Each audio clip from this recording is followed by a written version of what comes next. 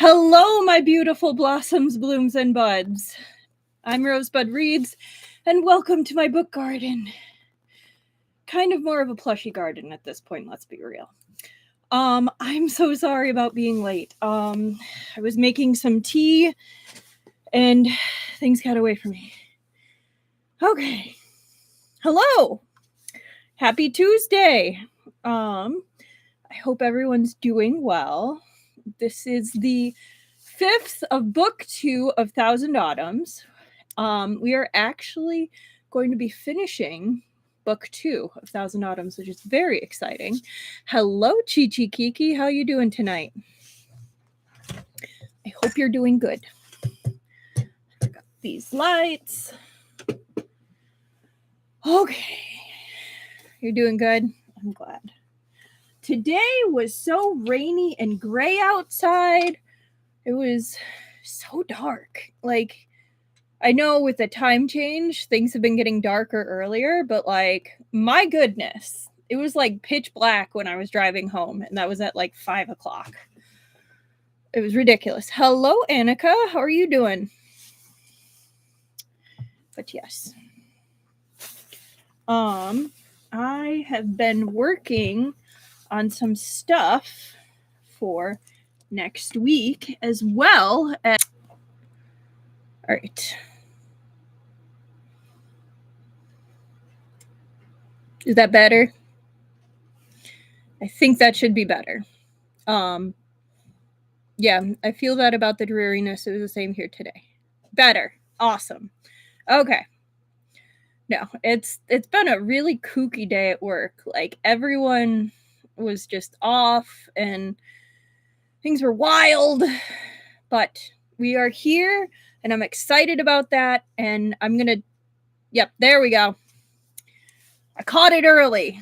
No. So, for Thanksgiving, I am very excited to say that I managed to get permission and record early one of our first fanfic. And I am very excited for you to see it. We are going to be starting with a scum villain fanfic, one that is near and dear to my heart, Tong Fang. I believe I have put it on one of my recommendations for the Rosebud Reads fanfic recs. I think it was probably one of the first ones because it really is one of my absolute favorites. But that will actually release at our usual time on Thanksgiving because, like, I feel like it should be available. Maybe I'll even release it a little earlier if you want to watch it. But it is already recorded. I found out that my camera does not like it when I try to record not live for longer than about 30 seconds to 3 minutes, and will shut itself off. So we're going to stick to the live format and just list it later for the fan fiction, since that's what I'm going to be doing over like winter break. I will be out of town, but I wanted to leave you all with something. We will see exactly how much that something is. At the very least, we will cover the days that I will not be available with a very lovely fic. We will be alternating between Scum Villain and Modao Zushi. I have been in communication with a number of authors because I want to obtain permission before doing this. I feel like that's only right. And they have all been very lovely. But yes. Frame the halves and call them brothers. I have not, but I will add that to my list. I am definitely reviewing a good number. Like, this is what I've been working on. Like, I've been busy. Like, that was Saturday, but I will add that to my list to look into. Frame the halves, and that is my reminder that I did not turn off my cell phone. Thank you. Them brothers. Ooh! I like that premise, Truffle. I will definitely take a look at that. Maybe even tomorrow. I am trying to present some interesting and slightly diverse works. I'm still working on the lineup. I have the main days covered. But I am trying to bring in some odd pairs for some of the days. Like I'm thinking about doing one where it's got a lot more Lan Xichen content. I need to hear back from the author about that one. But like one of them, I'm thinking might have a little more Len Chiron focus. And not all the main pairings either. I made the executive decision not to do just like Christmas or holiday focus. Somewhat more like lighthearted fix. Definitely around the holidays, or like just wholesome. Maybe not lighthearted, but wholesome. And because like in China, like Christmas is celebrated very, very differently. And in ancient times, it wasn't a thing. And a lot of what we read is ancient times. Like, I mean, I know we have the new extra from Scum Villain. But I just wanted to present some really good stories to you all from fantastic authors and just kind of share some of my favorites, if I'm able to. I am trying to keep it a little bit more on the beloved, the disabled tyrant beloved pet fish level of rating, rather than like Thousand Autumns explicitness. So there are some that I am passing over just because like I don't know how much I can get away with on YouTube right now. So we're keeping it a little more family friendly, which means I have to review a lot of the works to be like, oh, I forgot how steamy this gets. Whoopsie. But yes, still some really fantastic works. But yes, if people have some recommendations, I am totally down to look them up. Just like with what you did, Truffle. Like I am excited to read that either tomorrow or at the very latest this weekend. But I think I'll probably end up getting to that before that. But like, oh, Tokyo God, oh, it's so good. I love that one too. It's such a good movie. It really is glorious. I agree, Truffle. I have not gotten to your movies yet, but I have them written right here. The Shadow Boxing and the Wedding Banquet. I'm going to refresh Tokyo Godfathers because it's a good one too. They are. I also just love that art style. Anyway, as you can see, I'm very excited about it. I will actually have some time next week to get some of those recordings done. And so I'll have a little more of an idea about what it's going to look like. I might try and do something like a 12 days of Fickmas. It won't be on the correct days because I'm going to be out the last half of the month and then it's going to go beyond Christmas. But it might have a similar feel if I can get my shit together, if I can figure out the fix. I might do like longer fix on the days, like the Tuesday, Thursdays we're not going to be there. And then maybe do some of my favorite short ones on the other days. But we'll see. I'm working on getting it together. Hello, Momar's Rover. Welcome. I was just talking about something new we're trying, which as a treat for Thanksgiving, since I'm not going to stream that, I'm planning to stream that Wednesday. So next week, instead of Thursday, I'm thinking I'm going to stream our normal time Wednesday. I could even try to push for earlier on Wednesday if that works better for people.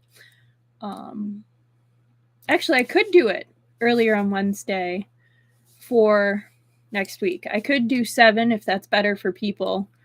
right before the holiday. But just let me know in the chat.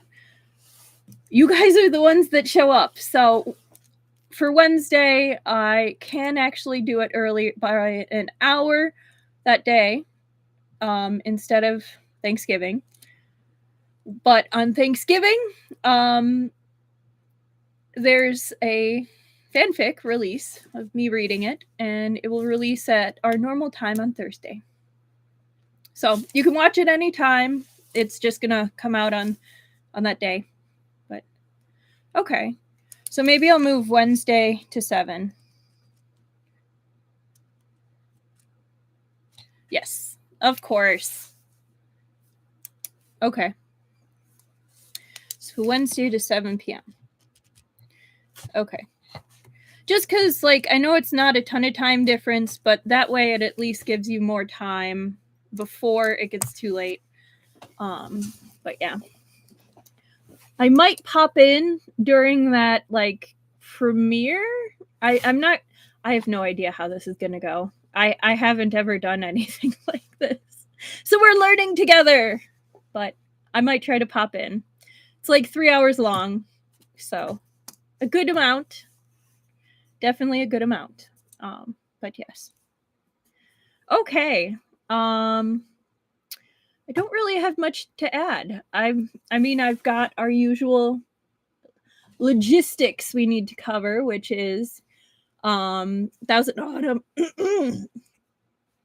Thousand Autumns is owned by Seven Seas Entertainment. I do not own it. I am not a collaborator in any sense. I don't get paid, and I don't make anything.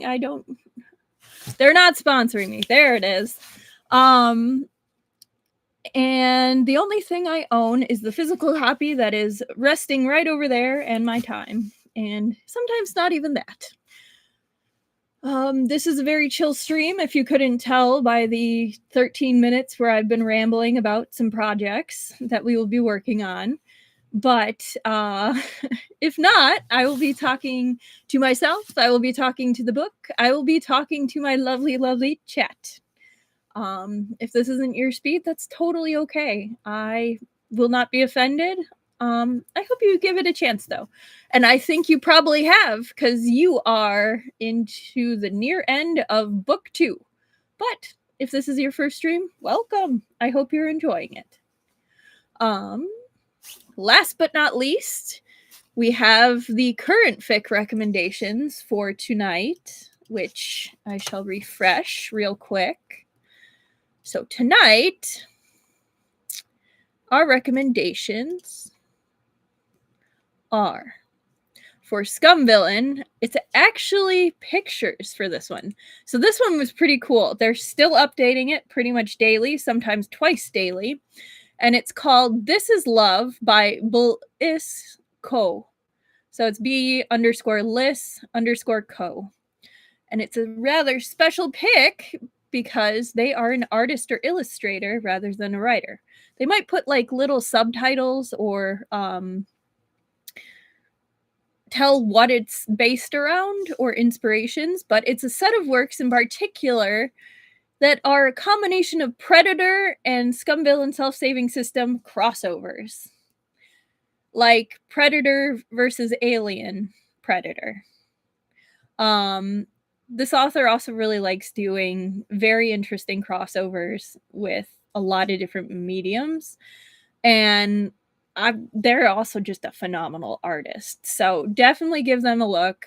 I'm not super into Predator, but even I think it's super cool. Like, they're really amazing. It's pretty funny. So the summary is hi, and that's it. But like I'll show you their work. They just updated like an hour or two ago. So literally this is their current one.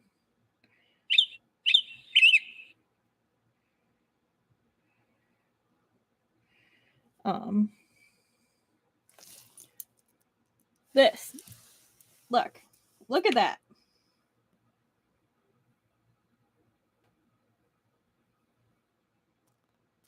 Like, that's gorgeous. And they like pop one of these out a day. Like, look at this. Look at this.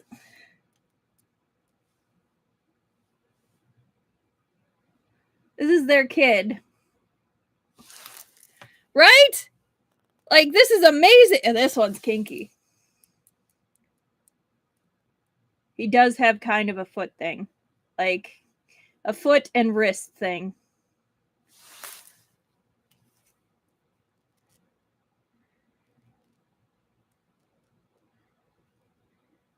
Here's the baby. It's not really. So technically Mpreg, I guess. No, their art is so cool. So I wanted to share them with you. They have different there it goes again. All right. Actually turning off the volume now. Thank you. Check them out. They're amazing. Their art is amazing. And they will give you some surprises and crossovers you never thought of. For the MDZS fic recommendation, I picked Unrestrained Land by Aaron Kenji. It has been a while since I last read this, but was reminded of it when it updated last week. I am not sure exactly how 18 plus or all of the triggers for this. So check the tags, read at your own risk. But the tags do seem relatively tame, so I feel like it's okay.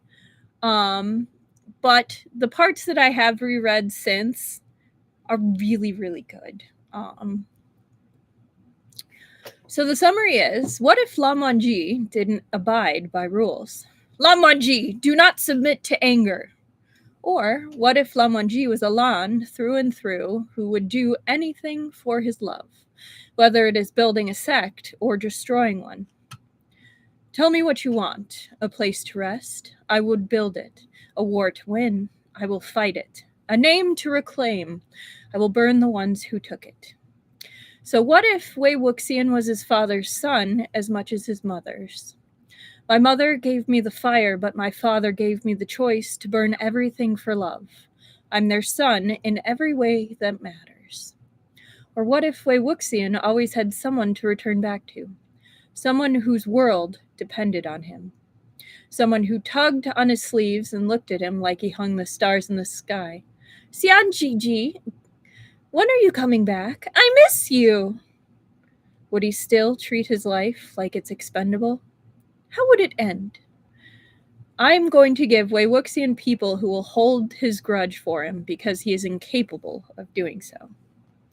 So, kind of, if he actually had people at his back to back him up. So, I remember it being really, really good. But yes. Okay. Now that we are there, I think we can kind of just jump right into it. Sorry, I've been yammering. It's been like 20 minutes in and we're only just starting now. I feel like we covered some pretty good stuff though. Okay.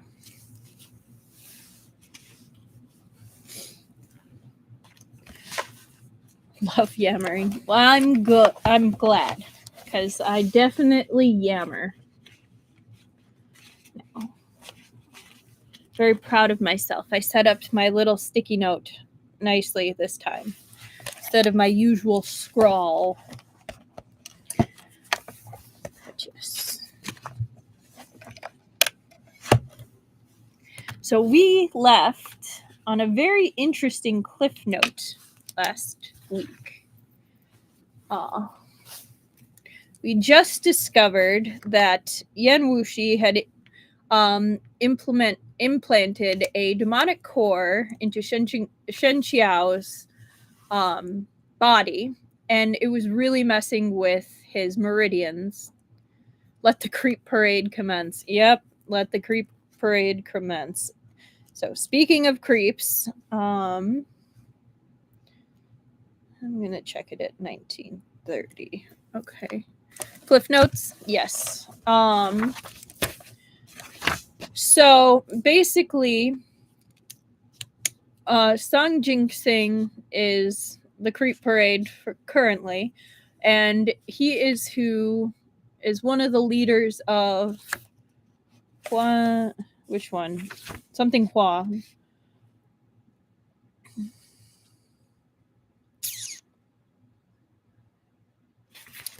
Huan. Okay. The Huan sect. So he's one of the 2 sect leaders of the Huan sect. And he's definitely a creep. Basically, he is like, ha ha ha, I will trade your old sword to Yan Wushi for Shen Qiao, who's paralyzed at that point. And Yan Wushi's like, are you still saying I'm a friend?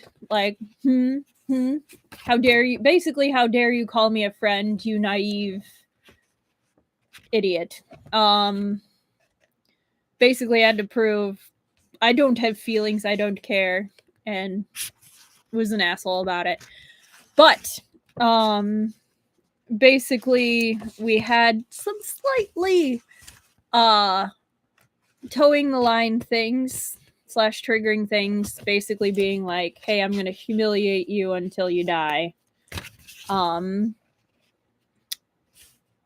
Yeah, he definitely took the friend comment personally. I agree, Annika. But understandably, like once Shen Qiao figures out that Yan Wushi implanted a demonic core into his body and it was messing things up and all of that, he was understandably pissed and basically started fighting like hell. And without warning, a sword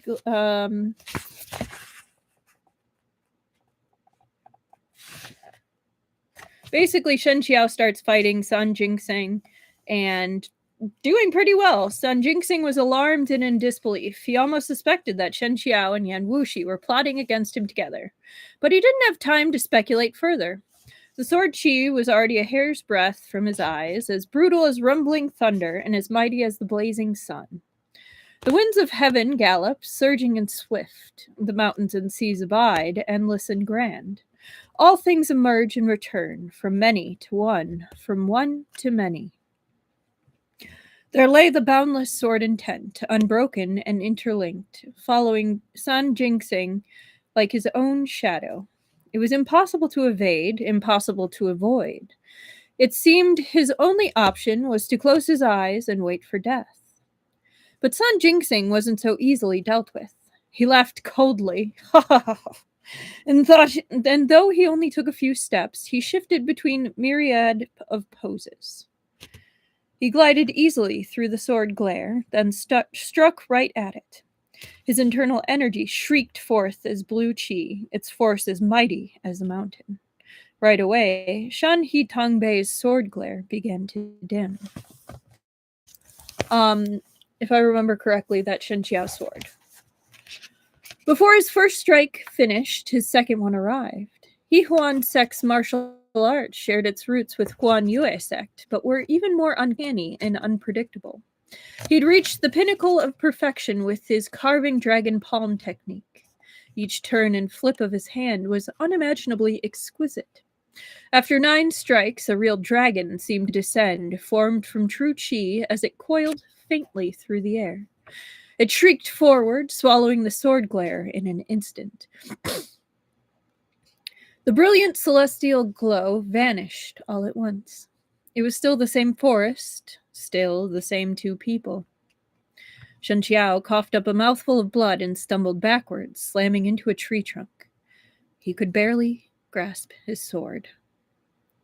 And finally, something surfaced on his blank, emotionless face. A look of surprised rage. He'd used all that he'd learned and studied to deal with Sang Jingxing, but his internal cultivation couldn't support such an attack. The effort had taxed him greatly. But as he transmitted every last trickle of his body's true qi, not only did the danshin in his abdomen fail to refine new true qi to replace it, it was like a vortex had appeared and was greedily sucking away all of his true qi. At the same time, Shen Qiao could feel the true qi in his body rampaging like a crazed horse that had broken free of its reins. It tore relentlessly through his organs, driving his spirit to complete madness. His mind plunged into panic as his emotions roared. It was as if a mass of black shadows held him prisoner, leaving him no escape and driving him to the brink of qi deviation. Yan Wushi! Yan Wushi! Yan Wushi had implemented a demonic core inside him while he was unconscious. Perhaps it happened back at the beginning when he was insensate after falling from Bamboo Peak. Or perhaps it happened during one of the many times he'd passed out, defenseless after an injury. A wisp of demonic qi had silently slipped inside, then lay dormant inside him like a seed. It refused to emerge regardless of what happened, so Shen Qiao never realized it was there. Not until now, when Sang Jingxing's demonic arts had fully aroused it. The seed burst from the ground, transforming at last into a towering tree. But he'd fought Yan Wushi countless times in the past. Why had he never discovered the demonic core's existence? Or had Yan Wushi foreseen long ago that this day would come, so that when he fought Shen Qiao, he never used his full strength? Shen Qiao couldn't even begin to describe his state of mind right now. It was as if his entire body was cloaked in flames, flames with sharp teeth that gnawed at his meridians and his organs bit by bit. The agony was tremendous, yet his mind was incomparably clear. Shen Qiao didn't know if this was his final rally before death or if he was hallucinating from the unbearable pain. But somehow his eyes, which had been burning just a moment before, showed him Sang Jingxing's palm as it struck out at him. It came on with incredible speed, yet it was clear beyond compare. And despite this critical juncture of life and death, Shen Qiao suddenly remembered what Yan Wushi had once said to him. Once you've been truly deserted by everyone, completely and utterly alone, can you still bear no grudges and insist on repaying others with kindness? Shen Qiao closed his eyes. Even the breaths he exhaled seemed to carry the thick scent of blood. The spearing wind from his palm swept towards him. So that is where we ended last time, which, again, was a little evil on my part because that is one hell of a cliffhanger. And yes, Yan Wushi 101 is to be sassy and betray. So, let me get a quick sip and then we will go ahead and start officially.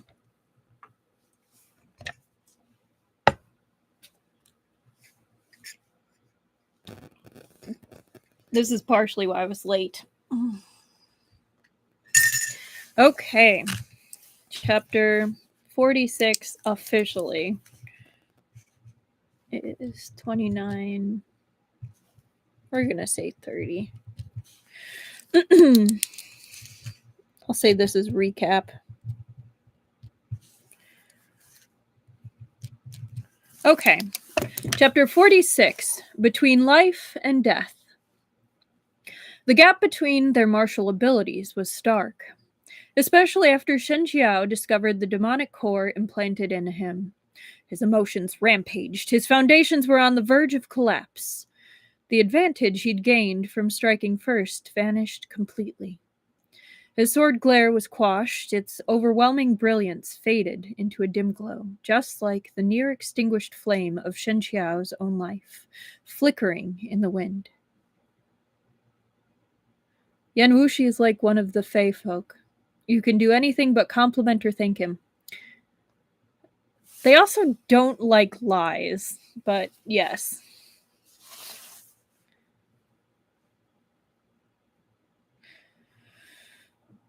That's a good comparison.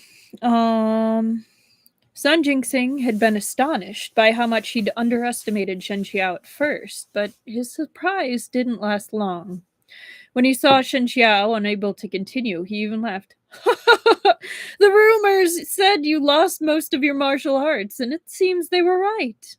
Strange. Why didn't Yan Wushi drain your martial power dry? Instead, he left you to me. The power of his attacks were undiminished by his pause to speak. Where his carving dragon palms landed, his true chi transformed into the vague shape of a dragon. But this wasn't the usual merciful, benevolent dragon. It was full of savagery, and it roared toward Shen Qiao, its bloody maw gaping wide. Sang Jingxing didn't want to kill Shen Qiao just yet, so he only struck with most of his strength, not all. Even if he thoroughly shattered Shen Qiao's meridians and crippled all his limbs, he could still play with him for a while. You're imagining Yan Wushi in fairy wings and glitter. I mean, there will be a day where I come in cosplay as in a maid. I'm debating between like the usual style or gothic Lolita style. So we're figuring it out. The crazed dragon engulfed the sky, blotting out even the moon. The leaves vanished as the sky plunged into darkness, and the scene turned harsh and forlorn. And yet, the roaring dragon ground to a halt in midair, because a sudden, enormous burst of chi erupted from Shen Qiao. In the pitch-black night, a mass of light exploded out, impossibly dazzling, impossibly blinding. The light swelled with tremendous speed, growing larger and larger. It swallowed the bloodthirsty, murderous dragon in an instant, pulverizing it until nothing was left. Oh, hello, Esper Lady. We pretty much just started. We literally had the summary from last time and some stuff that I'd been working on, so you really haven't missed much. Sang Jingxing and Shen Qiao are still fighting. Shen Qiao is still pretty pissed that he now has had demonic core implanted in him, and Sang Jingxing's style is fighting with dragon palms. So that's what they're talking about with the dragons. The light swelled with tremendous speed, growing larger and larger. It swallowed the bloodthirsty, murderous dragon in an instant, pulverizing it until nothing was left. Sang Jingxing didn't even have time to express his surprise. His face paled, and he pushed off the air itself, sharply reversing direction to retreat. But it was already too late. Shen Qiao shot off the ground, and from his hand, Shan He Tong Bei pierced toward Sang Jingxing with the momentum of raging thunder. It wasn't a flashy move, nor profound. It was only a straightforward thrust. As Shen Qiao moved, his body seemed as light as a feather, yet stalwart as a mountain. With almost impossible speed, he flashed in front of Sang Jingxing in an instant. Sang Jingxing felt a chill flutter down his back, as if a basin of ice water had been poured over his heart. However, he wasn't his disciple Huo Shijing, so Huo Shijing's death wouldn't play out a second time. He sent a palm strike at Shen Qiao while his other hand grabbed at the wrist of Shen Qiao's sword hand. But it was to no avail. Sang Jingxing felt an agony beyond compare, like his hand being minced. The true chi protected his body was completely ineffectual at this moment.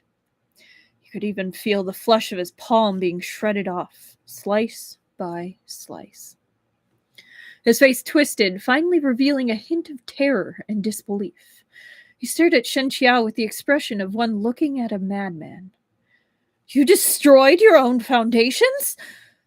Nothing was more important to a martial artist than their foundations. They were cultivated bit by bit, year by year, from childhood to adulthood. There were no shortcuts to the process. Shen Qiao's foundation was his Taoist core. Destroying his Taoist core now said that he meant to die with Sang Jingxing. Shen Qiao was stronger, but if they kept going, there was no way he could win unless he wanted to stake his all on the fight and pay the same price. To destroy the entirety of his martial arts.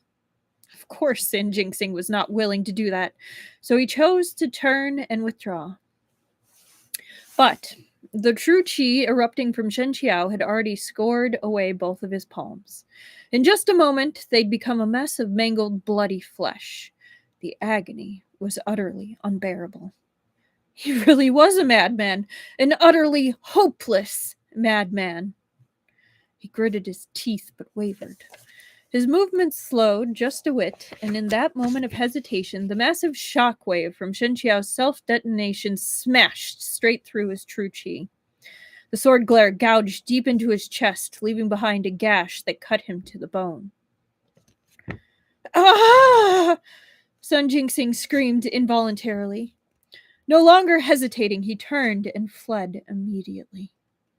However, the fierce and brilliant sword intent was already descending behind him, fully formed as it engulfed both heaven and earth. Shizun! When Yu and Ying were practicing the Azure Wave sword technique just now, their pose for the last move was different from yours. Why didn't your esteemed self correct them? Because point your sword up is only an approximate description.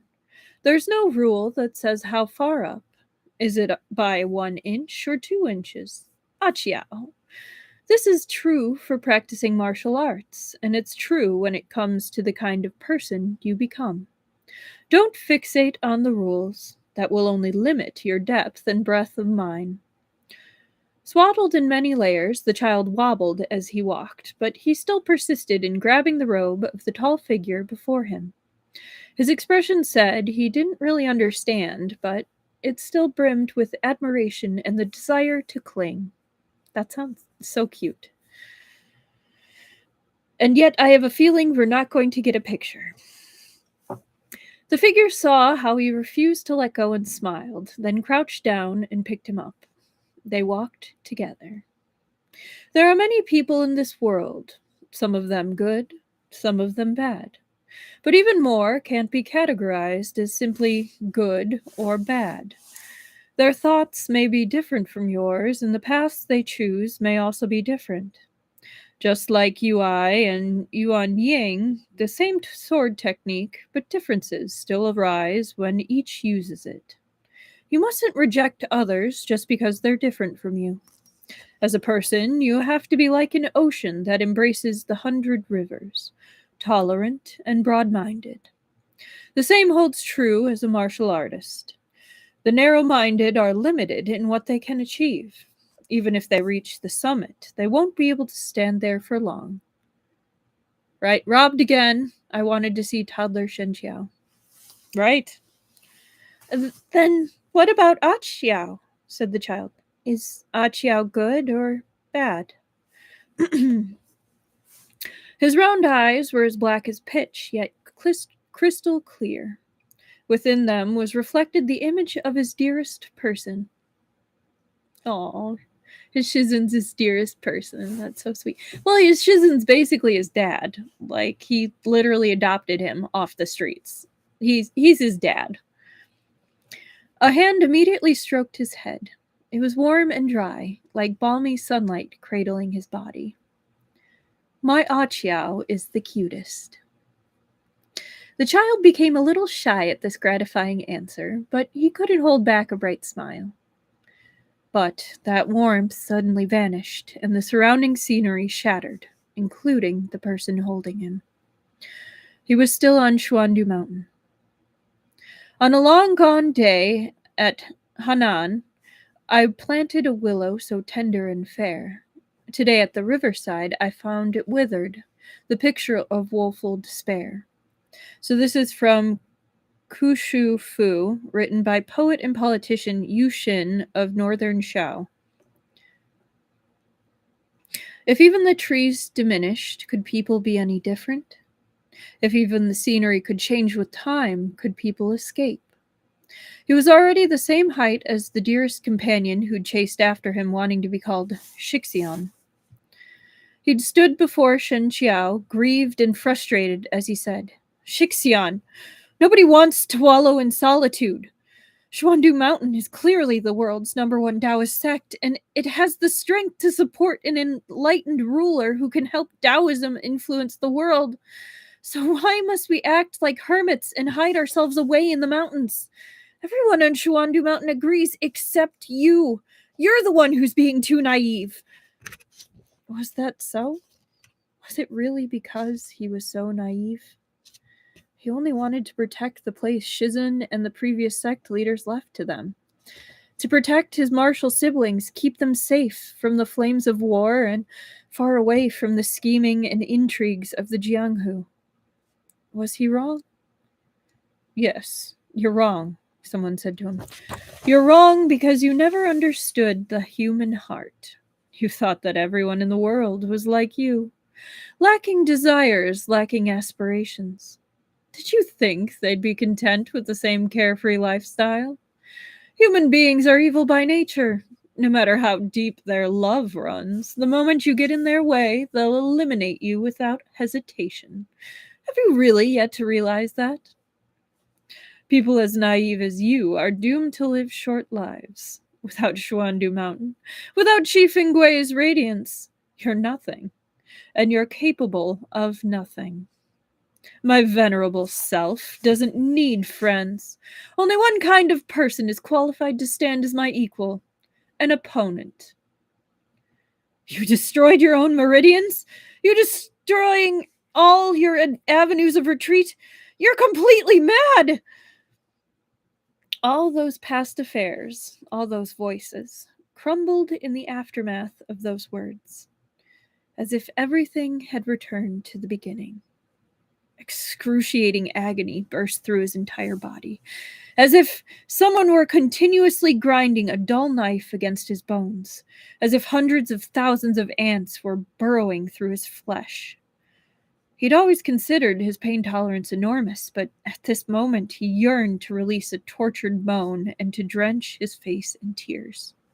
He even wished he could stab a sharp sword through his own heart just to cease this endless torment. But what he perceived as his screams and howls were merely a mosquito's buzz to the ears of others. "Shen Langjun, are you awake?" There's a fruit fly, buzzing around my face. I'm sorry. Oi. The voice was very soft and faint, as if it came from a great distance away. In truth, the speaker was on his belly next to Shen Qiao, but Shen Qiao's current condition made it difficult for him to tell. He tried with all his might to answer the voice, but in the end, he could only twitch a finger. The other person saw this and whispered to him, "Shen Langjun, you can hear me, right? Then I'll speak. You need only listen. If you can hear me, just move your finger." Shen Qiao did so quickly. He could tell that it was the voice of the young boy priest from Bailong Monastery, the abbot's junior disciple, Shiwu. Sure enough, he said, "I'm Shiwu. I found you 2 days ago when I was picking herbs on the mountain. You were lying inside a cave, barely breathing, and your whole body was cold as ice. It really scared me. I couldn't move you by myself, so I had to go back and tell Shifu so he could carry you." Now Shen Qiao remembered as well. He'd destroyed his martial arts, prepared to take Sang Jingxing down with him. Although he didn't succeed, he'd gravely injured Sang Jingxing, giving himself the chance to escape. He'd hidden in the nearby Bailong Mountain, thinking his death was certain and imminent. But unexpectedly, Shiwu had found him. He wanted to ask if Sang Jingxing had shown up, if Shen Qiao had embroiled them in more trouble. But even after struggling and struggling, he couldn't make a single sound. His eyelids were quivering violently. It was obvious how anxious he was. Shiwu noticed and quickly found him a cup of water. He held it to Shen Qiao's mouth, letting him drink bit by bit. The cool water trickled down his throat, moistening it. After a long moment, Shen Qiao finally felt much better. He opened his eyes, and just as he expected, he saw nothing but darkness. He thought it was his eyes, but Shiwu said, "We're in Bailong Monastery's cellar, and no lamps are lit. That's why it's pitch dark." Shen Qiao opened his mouth, and there was a rasping sound so hoarse he could scarcely recognize himself. "Did anyone come looking for you?" His body was so weak that he could only force out each word one by one. The task was arduous and grueling. "Yes," said Shiwu. "The Duke of Pengcheng's men came twice, probably as revenge for the donkey meat sandwich incident. Luckily, Shifu foresaw it and moved us down here ahead of time. The monastery is so run down, there wasn't much for them to smash. They came in and looked around, but couldn't find anyone, so they left. They probably thought we ran away." When he reached the end, a laugh sputtered out of him. "I'm sorry," said Shen Qiao. No, Shen Lengjun," said Shiwu. You mustn't say that." He seemed to sense Shen Qiao's misgivings, for he quickly continued. "Do you remember that day in Xiang province capital? Your esteemed self gave your share of flatbread to a child. He thanked you and kowtowed and said he wanted to set up a longevity tablet for you." Once another wave of searing bodily agony slowly abated, Shen Qiao pushed himself to remember. A vague impression rose in his mind. "You're that..." Shiwu was a little frail, but he looked clean and tidy, fair and tender. Practically a different person from that jaundiced, emaciated child in his memory who looked barely human. Yes, that was me. After that, Father wanted to trade me for another kid to eat, but Mother refused. She did everything she could to stop him. She said she'd sell herself instead if he'd only leave me and my younger siblings alone. Father agreed, but just a few days after he traded Mother away for food, my brother and sister fell sick, one after the other, and died. Shiwu's voice choked up a little. Father thought I was dragging him down and wanted to cook me, but luckily, that's when we met Shifu. He paid for me with a bag of flatbread and took me away, so I went with Shifu to live in Bailong Monastery. My original name didn't sound good, so Shifu gave me a new one. Shiwu. Shiwu wiped away his tears and gripped Shen Qiao's hand as if trying to comfort him, but he didn't dare clutch too hard in fear of hurting Shen Qiao. "I've always remembered your kindness. If not for that piece of flatbread, I might not have lasted long enough to meet Shifu. So please don't say you're sorry. Even if your esteemed self hadn't saved me, how could I leave you when I saw you lying there on the verge of death?" Shen Qiao's hand trembled, the corners of his eyes glistening with tears. Perhaps it was from Shiwu's words, or because he recalled some old memories. Shiwu thought it was because of the pain and hurriedly said, Are you in a lot of pain? I'll go get Shifu to bring you some medicine." I want to go both aw and poor kid. Right? He's a good kid.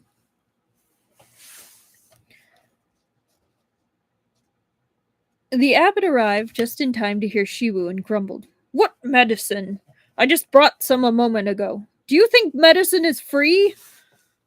So he said, but he still came over, picked up Shen Qiao's hand, and began taking his pulse. "Your meridians are all destroyed. No internal energy whatsoever. What exactly did you do to turn yourself into this? You can forget about practicing martial arts ever again." The abbot clicked his tongue. "Shifu!" Shiwu panicked, afraid that it would be too much for Shen Qiao to hear. The abbot rolled his eyes at the boy. "Why are you so soft? He hasn't even said anything yet, and you've already panicked for him. I'm not the one who destroyed his martial arts." Sure enough, Shen Qiao didn't speak for a long while. Quietly, Shiwu said, Shen Longjun, don't be sad. Shifu is a great doctor. I really like the abbot. He's hilariously cranky, but actually really kind. Yeah, he's like that cranky old guy that's like kind of like the old man that says he doesn't want a dog and it becomes his best friend.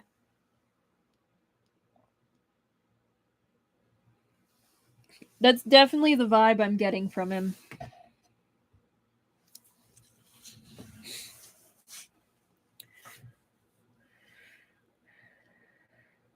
Hey, said the abbot. Say, you're not some virgin maiden who's about to get married, so why are you always siding against your own? When have I ever been a great doctor? I just have some basic understanding. Basic! Get it? Shiwu grabbed onto the hem of his robe. Shifu has a harsh tongue, but a gentle heart, he said sweetly. He's actually a very kind person. Amazing, too. You little brat, said the abbot derisively. He turned to Shen Qiao. Your injury's too serious. I'm no medical expert, and we don't have all the herbs you need here. I can only do my best. But there's nothing I can do about your martial arts. Your foundations are completely gone. This isn't something that can be reversed through human efforts. Shen Qiao suddenly asked, May I ask if there is still poison in my body? Poison?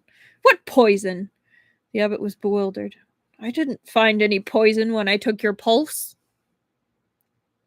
To double check, he once again placed 3 fingers over Shen Qiao's wrist and observed. After a moment, he withdrew his hand. Your injuries might be grave, but I didn't find any sign of poisoning. Ever since Shen Qiao had been poisoned with joyful reunion, it lingered on inside him. Even Yan Wushi had been unable to do anything about it. The poison had pervaded his bones and blood, flickering between active and dormant. It always impeded the recovery of his martial arts and made his attempts at cultivating internal energy ineffectual. His eyes had also suffered. They'd never fully healed. But now the abbot said that there was no poison within him. He'd destroyed his martial arts, fully prepared to take Sang Jingxing down with him. Yet that very descent into certain death ended up saving his life. It even drove the poison out of him completely. Did this count as a blessing in disguise? Yeah, I like how cheap and disgruntled he is. He's a funny character, Momor's Rover. He really is. Shen Qiao's lips tugged faintly upward in a wry smile. The abbot walked in carrying a candlestick, which he placed next to Shen Qiao. He saw the slight curve of Shen Qiao's mouth and said, bewildered, You can still smile? In your awful state? The abbot twisted around and asked Shiwu, Say, do you think all the awfulness broke him and turned him into a fool? Shifu!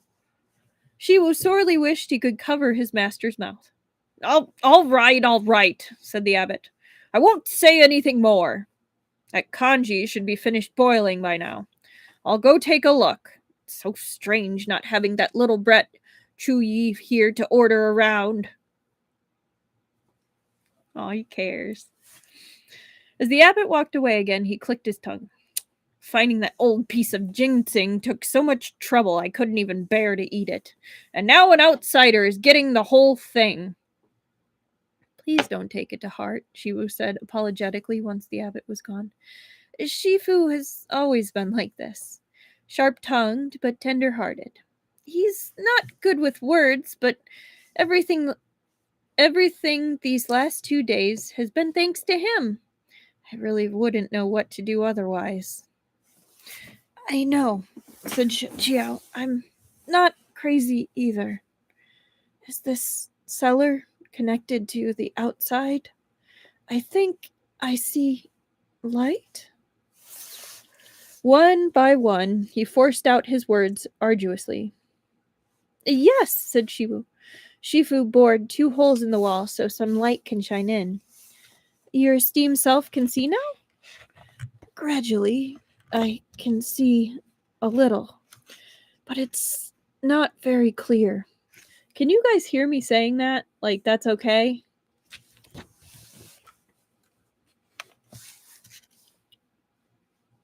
I can get closer to the mic if you can't. Please don't worry, said Shifu. Okay, I'm just making sure. Shifu said that the cellar is very well hidden. It'd be hard to find. Okay, good. The Duke of Penchang's county's men came twice and didn't find us either time, so they just left. Shifu said that in a little while they'll think we moved and they won't come anymore. Thank you. Shifu laughed. No need to thank me. Your esteemed self should rest well. Don't worry and focus on getting better. I'll go boil some water for you. The place was dark and sunless, but it was quiet and excellent for recuperation. Shiwu said that Bailong Monastery had been built during the Han Dynasty's final years, which made it over 300 years old. Though it withstood the flames of war time and again, the bustle and incense it once seen were no more. All that was left was a scarred monastery, forsaken by all. By the time Shifu had moved in, it was already completely empty. The cellar was connected to a tunnel, likely dug when the monastery was built. When Shifu discovered it, it became a fantastic place to seek refuge. That's a funny 2 words. Shifu. Feels like it should be Shifu sells seashells by the seashore. Shen Qiao spent another 2 days and a day's sleep. Sometimes his mind was clear. Sometimes it was a jumbled mess. In the small hours when he woke from his dreams, he'd find himself back in the past. So much so that he felt like he was still on Xuandu Mountain. As if, just by opening the doors, he'd be able to see Shizun standing outside watching the disciples practice. But of course, it wasn't real. The past could never return, and the people who were gone were gone. It seemed those wonderful, peaceful years were left behind on Xuandu Mountain, gone forever. What followed them were all he'd experienced since: betrayal, setbacks, and dilemmas. The many countries warring with each other, seeking wealth and fame. The sects all plotting against each other, each clinging to their own views. The common folk groaning in their hell, struggling, unable to escape. Suffering so ghastly, so unbearable, it was like he'd gone through it all himself. There was only one reason you were able to faithfully follow your Taoist core and refuse to give up on your so-called principles. It's because you've never been in a situation so hopeless that you could no longer endure. Am I right? Yan Wushi had asked him that once. Shen Qiao once again recalled his words. He remembered their interactions, bit by bit. He'd thought that they were friends once. But that notion hadn't withstood a single blow of the other man's mockery and scheming. But even if he could start over... Shenlang Jun, are you feeling better today? This is rice kanji with mountain ginseng, freshly cooked. Shifu said that it'll be a great help to your recovery. Oh no! Shenlang Jun, why are you crying? Does it hurt too much? Beneath the feeble light, sparkling beads slowly, soundlessly slid from the corners of Shen Qiao's eyes and into his hair. What is with all the alliteration all of a sudden? Hastily, Shiwu put down the kanji and flung himself over. I'll go call Shifu. No need. With great effort, Shen Qiao reached out and grabbed the boy's robe. Shiwu yelped in surprise. You can move now? He said with undisguised joy. Shifu said that your meridians were totally destroyed, so you probably wouldn't recover. Not for the rest of your life. Looks like Shifu was only trying to scare me. All of it. That's fair, Truffle. All of a sudden. Yeah. Shen Qiao smiled at him. They do like alliteration. I feel slightly proud of myself for how well I've been doing with the alliteration, if I'm being honest.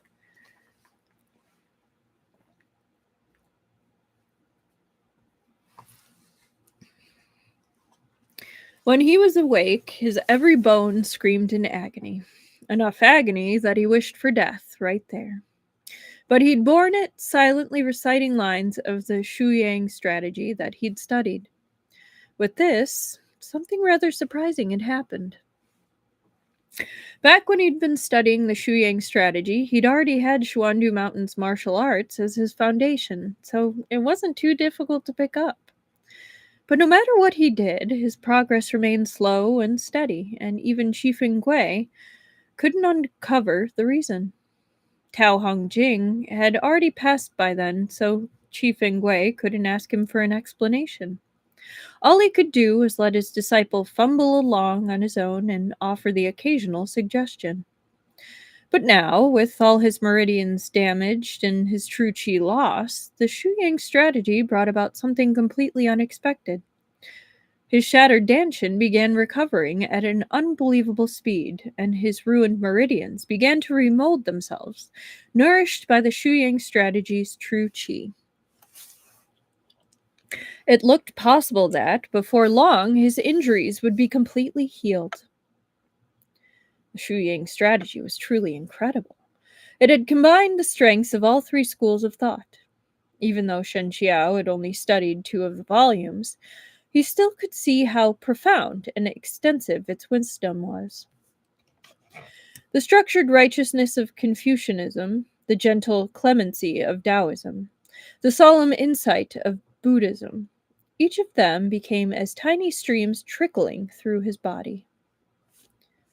Shen Qiao didn't know if he'd stumbled upon a lifeline in the face of certain death, but his body grew better day by day, and the speed of recovery astonished even the abbot, who deemed him a lost cause.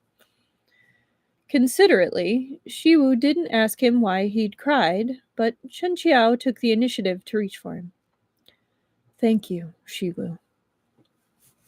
Shiwu was confused and a little embarrassed.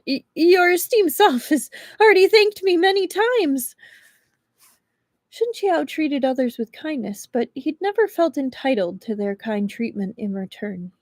After all, he'd act the same regardless of whether they repaid him. He's a good dude.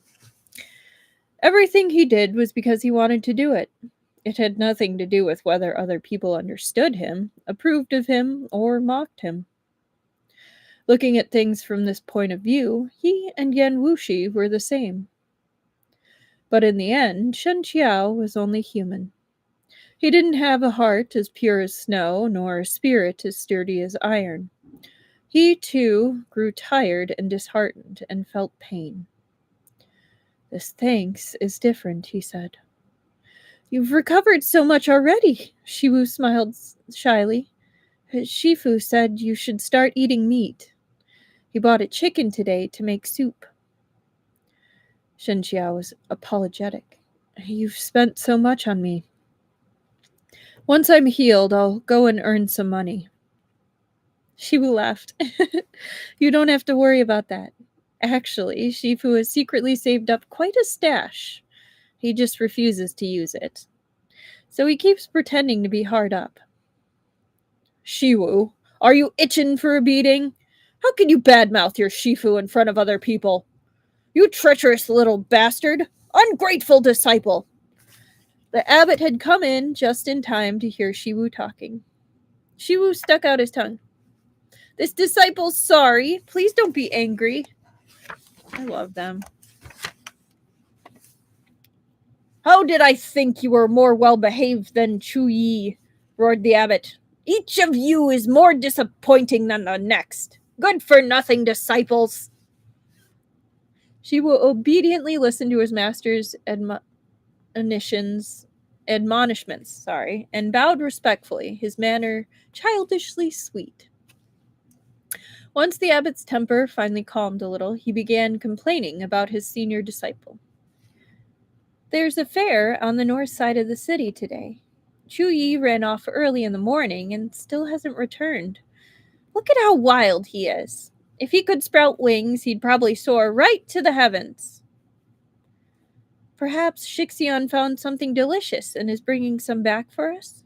Bring back my ass, said the abbot. He only has a couple coppers. He won't even have enough to buy something for himself. Suddenly, a bell rang in the cellar. Hang on, I got something. That didn't work. Nope. That'll do. Bell rang in the cellar. The tiny bell's chime was very faint, but the abbot, standing right next to it, heard it immediately.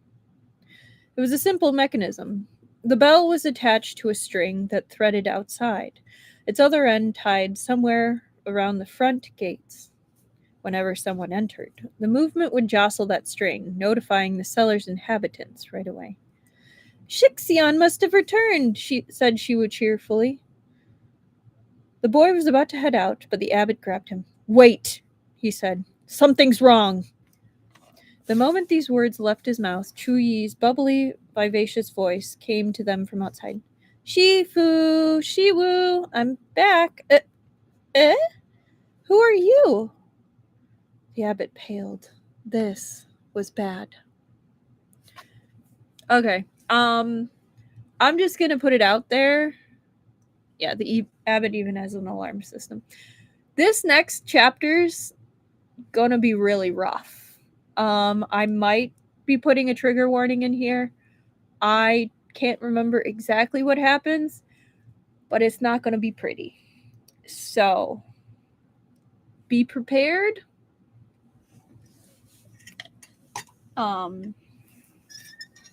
This chapter is gonna be hard.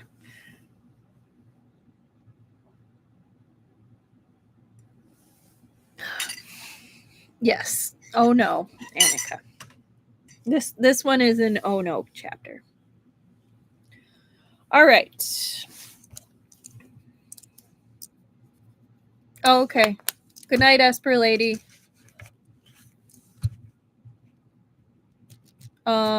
If it does end up being a trigger warning, as always, I'll mark it and then I'll put the description in the details. So yeah.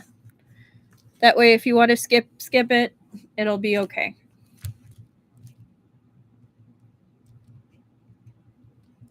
See you next time, Esper Lady. It'll be our last stream of this book too. Next Thursday. Okay. Chapter 47, Interrogation. Yeah, going straight from fish book to this is quite the whiplash. I will admit it is definitely a change. Yeah. After Shen Qiao had humiliated him, Chen Gong sent men to the monastery twice. The first time, they were courteous, claiming they wanted to invite Shen Qiao to the Duke of Pengcheng's residence as a guest. They refused to believe that Shen Qiao wasn't there, so the abbot let them search the entire monastery before they left, angry. The second time, they weren't so courteous. They swaggered in with great arrogance. Chen Gong understood Shen Qiao fairly well and knew he disliked dragging other people into his problems, so he commanded his men to apprehend the abbot and his two disciples and take them away. Shen Qiao was sure to show up at Chen Gong's door himself after that. Fish book, very little violence. This book, all the violence. Yeah, pretty much. But it's a good story. It's just a very good dark story.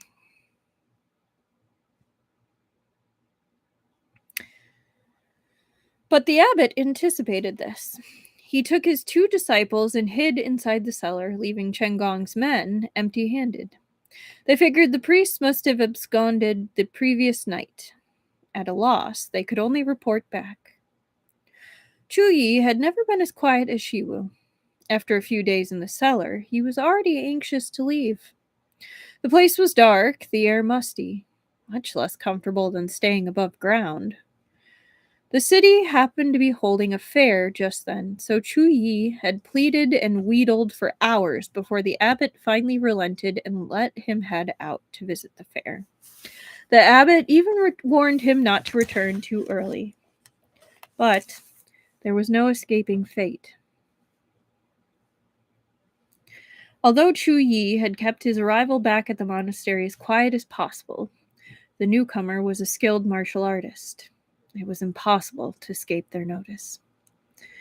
When they spoke, Shen Qiao's expression fell.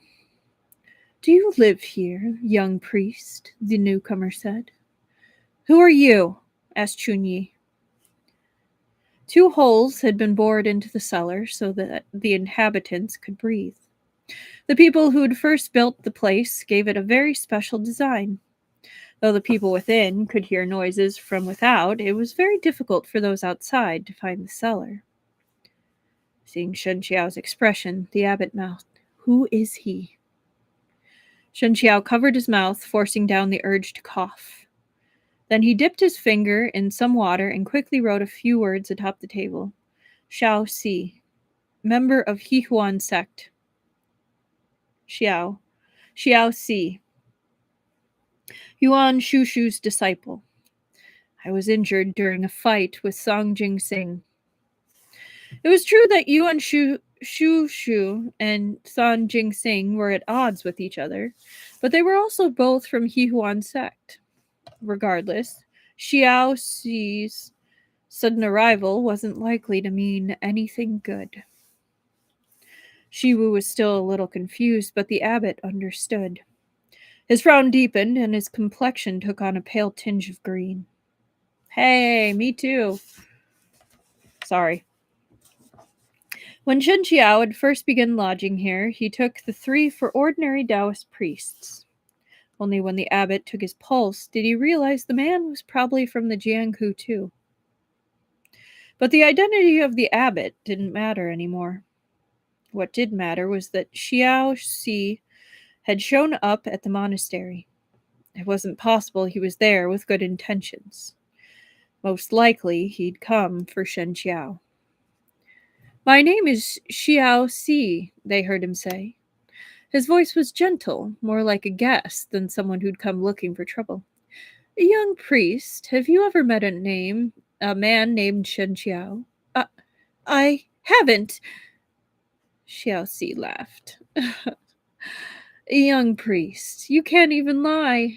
Tell me, where is he? I don't know, Chu Yi said loudly. Who are you? Hurry up and leave, or my Shifu will beat you to death when he gets back. Xiao Si wasn't at all put off. If you don't tell me, I'll have to bring you back to Elder Song, he said softly. He's in a terrible mood nowadays. He's already killed 3 of his beauties, and I was just worrying that his esteemed self wouldn't have anyone left to take his anger out on. Don't do something so foolish for little old Shen Qiao. In the cellar, Shen Qiao struggled to get out of bed, while the abbot held him down firmly. His strength was so great, Shen Qiao couldn't shove him off. Listen to me.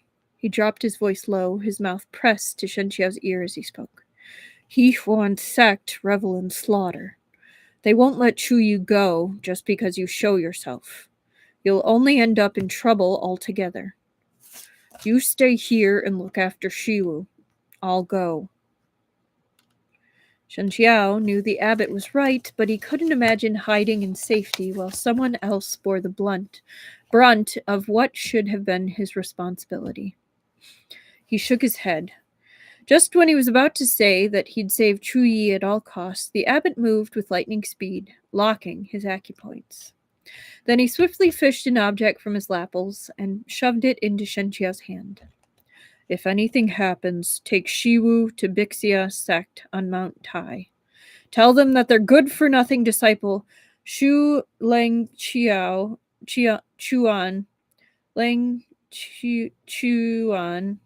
accepted his own disciple while out in the world.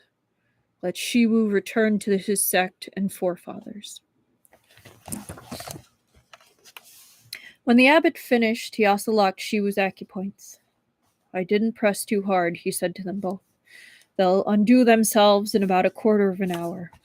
I've entrusted Shiwu to you, Shen Qiao. Remember, this is your duty now. Then he stood and left the cellar, never looking back. The way out of the cellar led in many different directions.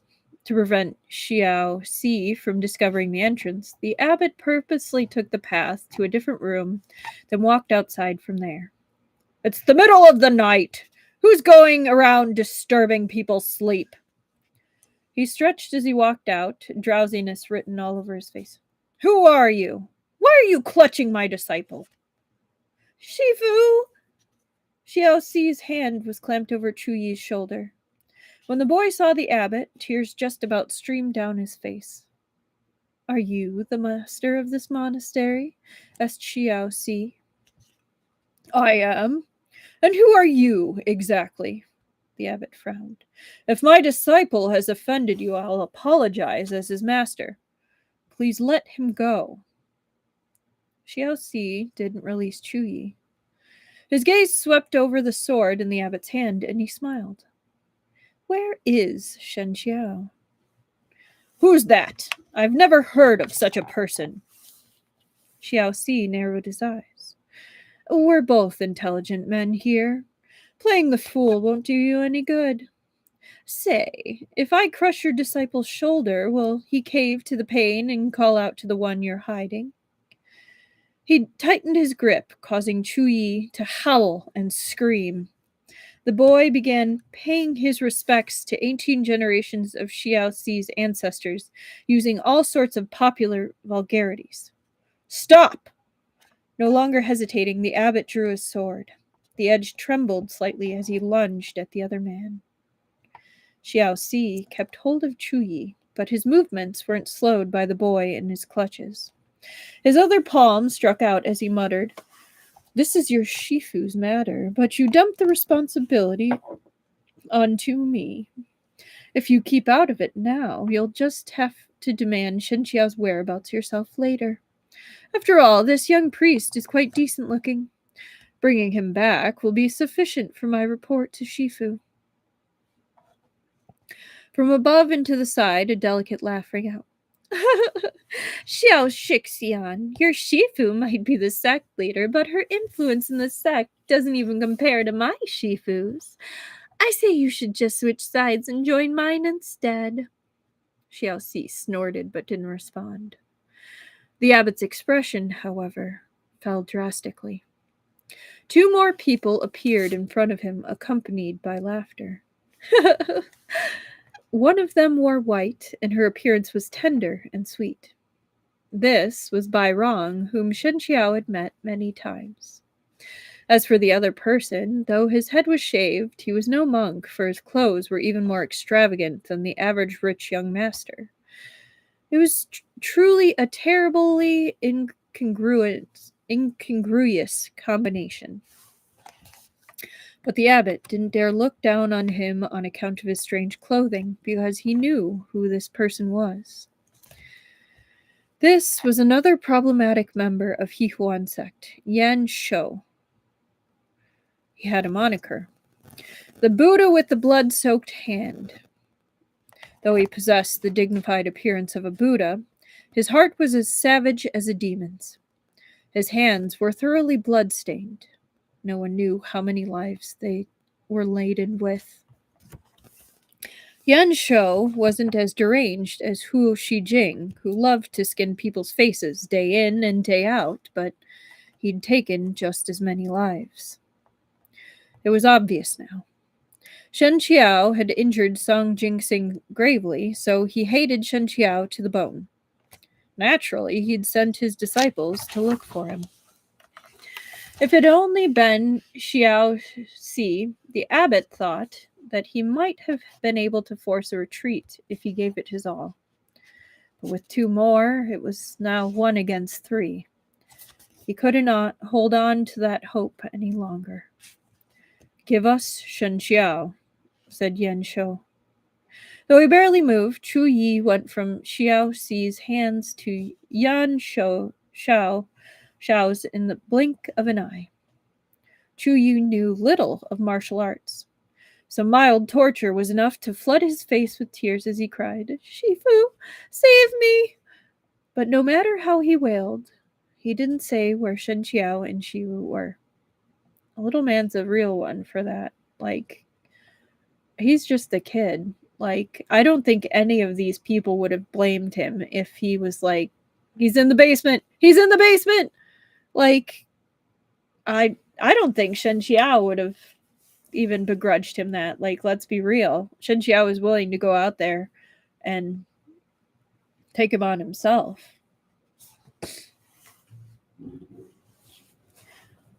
The abbot felt like his heart was being torn open, and he put aside any concerns about his lack of strength.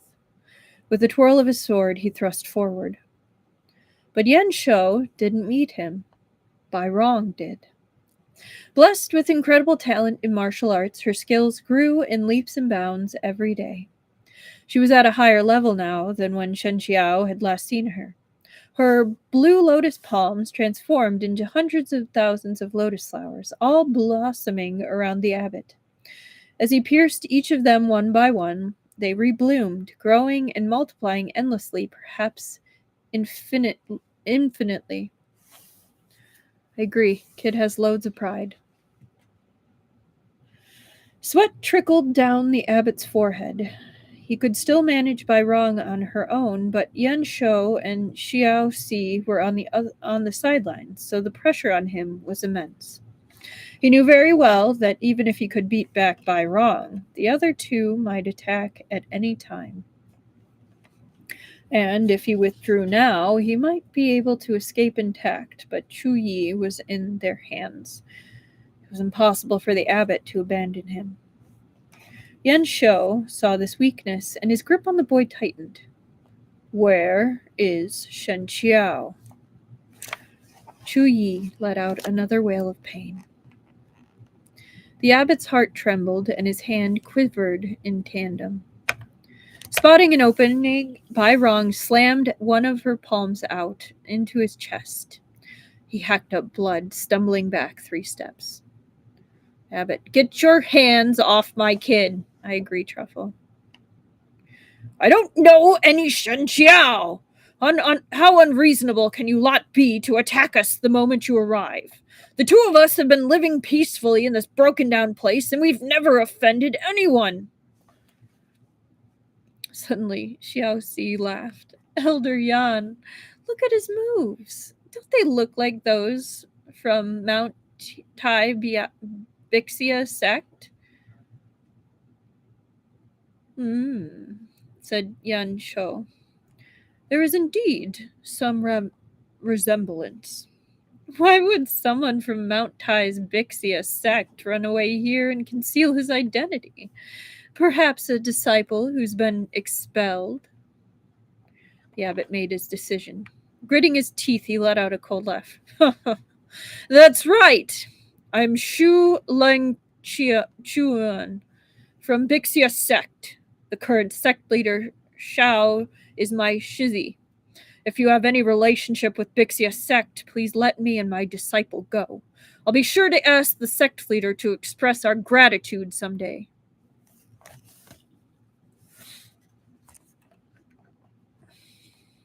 It's half courage and half they're gonna kill us anyway. I think it's just like straight loyalty. Like, he's also just a scared kid, and I think right now he's just crying out for, like, I don't know if he quite views the abbot as his dad, but like his respected figure, like, help me, save me.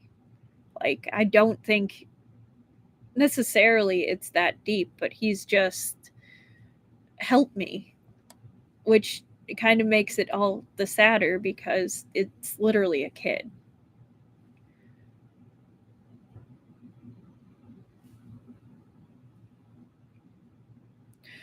Xiao Xi burst out laughing. I'm sorry, but we must disappoint you. We don't have any dealings with Bixia sect. Furthermore, you bear a grudge for what happened today regardless. So why don't we settle this matter a little more absolutely to avoid future issues? Right as he finished, Yan Shou slammed his palm down on. What time is it? 1:25:45. 1:25:45.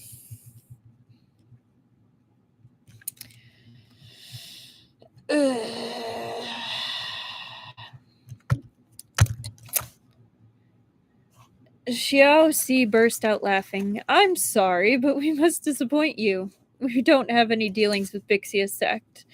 Furthermore, you'll bear a grudge for what happened today, regardless. So why don't we settle this matter a little more absolutely to avoid future issues? Right as he finished, Yan Shou slammed his palm down onto Chu Yu's head. Blood streamed from Chu Yu's mouth and nose. He didn't even have time to make any noise. He simply fell to the ground without a sound. Chu Yi! The abbot's eyes bulged as grief ripped his heart in two. Unthinking, he lunged at Yan Shou with his sword. Yan Shou didn't move. Xiao Si did. Xiao Si spread his fan, and the blades tucked against its ribs sprang forth, gleaming with a shiver-inducing cold light. With a flick of his wrist, the folding fan itself flew at the abbot, circling him as if it had a mind of its own. Seized with heart-rending grief, the abbot's level of swordplay surged to new heights.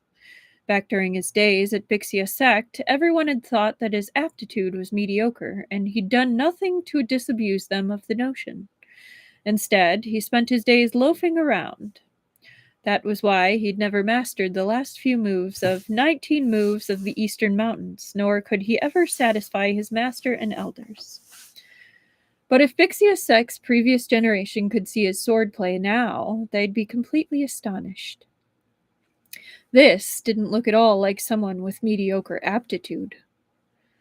His sword glare spilled forth relentlessly, the blade undulating with a dazzling light.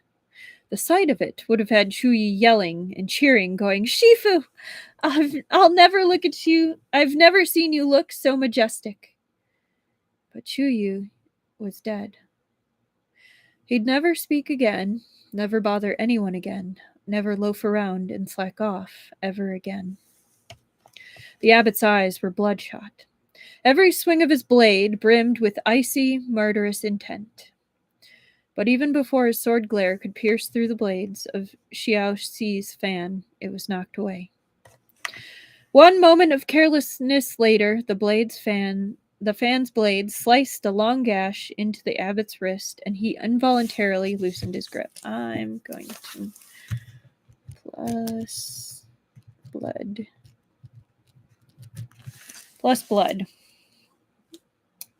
The sword fell to the ground with a clang. As Xiao Si withdrew his hand, he jabbed his elbow into the other man's chest. Then, when the abbot stumbled backwards, Xiao Si grabbed his shoulder and yanked him forward again. In an instant, he sealed 3 major acupoints on his chest, and the abbot collapsed into a kneel, unable to move. You've already seen it. This isn't an empty bluff. Your disciple is already dead. Surely you don't want to follow him, Xiao Si said, smiling brightly. Just how charismatic is Shen Qiao that you're willing to risk your life to hide him? The abbot spat a mouthful of foamy blood at him. Pah! What's Shen Qiao? I already said I don't know him. Can you not understand human language? Xiao Si's smile faded. He pulled a handkerchief out of his sleeve and wiped the bloody foam from his face. Then, quick as lightning, he sliced off the abbot's left ear. With his mute acupoint struck, the abbot couldn't even scream. He could only open his mouth and glare desperately at Xiao Si with rounded eyes. Xiao Si squatted so that their gazes were level. You've already had a taste of what He Huan sect is willing to do. Is Shen Qiao really worth throwing your life away like this?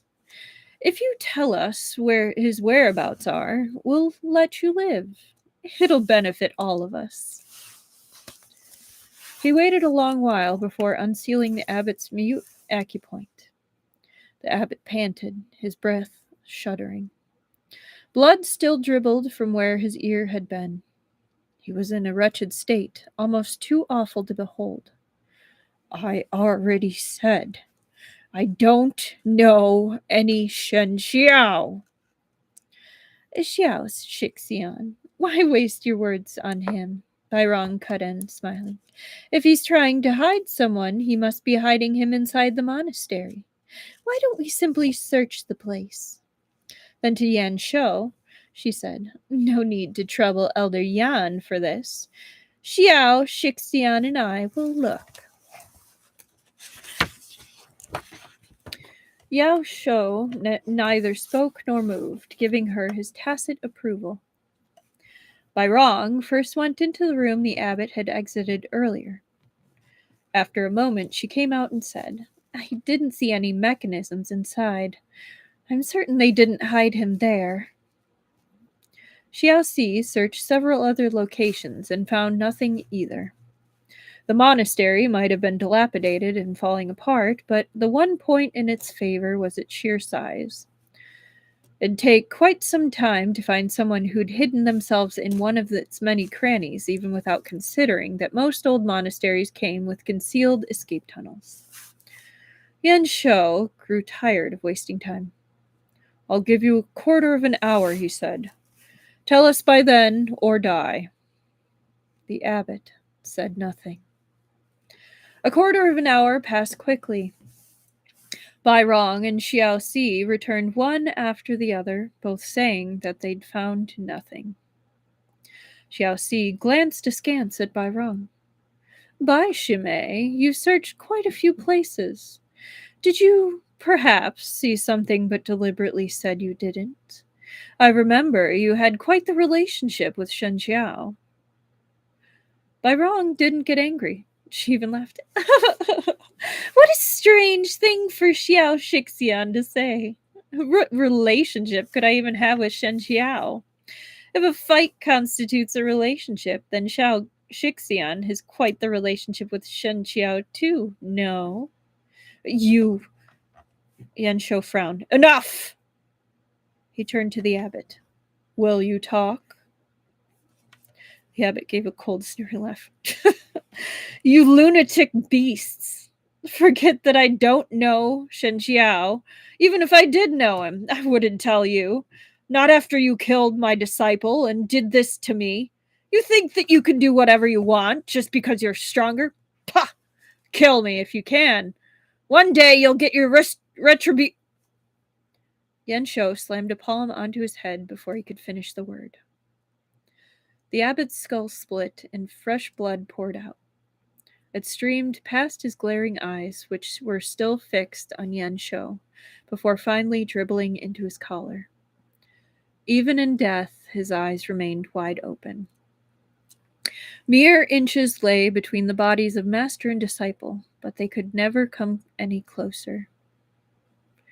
Yan Shou didn't give the corpse a second glance. He turned to Bairong. Did you really not find anything? Bairong was completely unaffected by his piercing gaze. I really didn't find anything, she said, still smiling cheerfully. If you don't believe me, Elder Yan and Xiao Shixian can take another look. Perhaps I missed something. Down in the cellar, Shen Qiao and Shiwu's acupoints had come undone. Shiwu trembled all over, tears streaming down his face. Shen Qiao kept his hands clasped tightly over the boy's mouth, preventing him from making a single sound. Though he was in tears as well, he still dragged the boy backwards with all his might. Shiwu had struggled like mad at first. He fought and fought right up until the abbot was killed. Then, like he had lost the last of his strength, he stopped resisting and let Shen Qiao drag him away.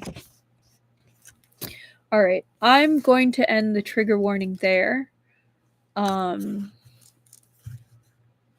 but I think what I am going to note down is child deaths, definitely, blood and gore. Do you guys think I should mention anything else? Because I will add it. I just want to make sure the bases are covered, because even though this is a gritty and dark work, it's I still want people to be able to enjoy it as much as they can while being safe. So, if anyone else thinks that I should add any more triggers, or if I should even start further back, with when Chu Yi came in, I'm also willing to go back and track that and make sure, just to make sure everyone's being safe and taking care of themselves and their mental health. But I believe that is where that chunk ends for now. So,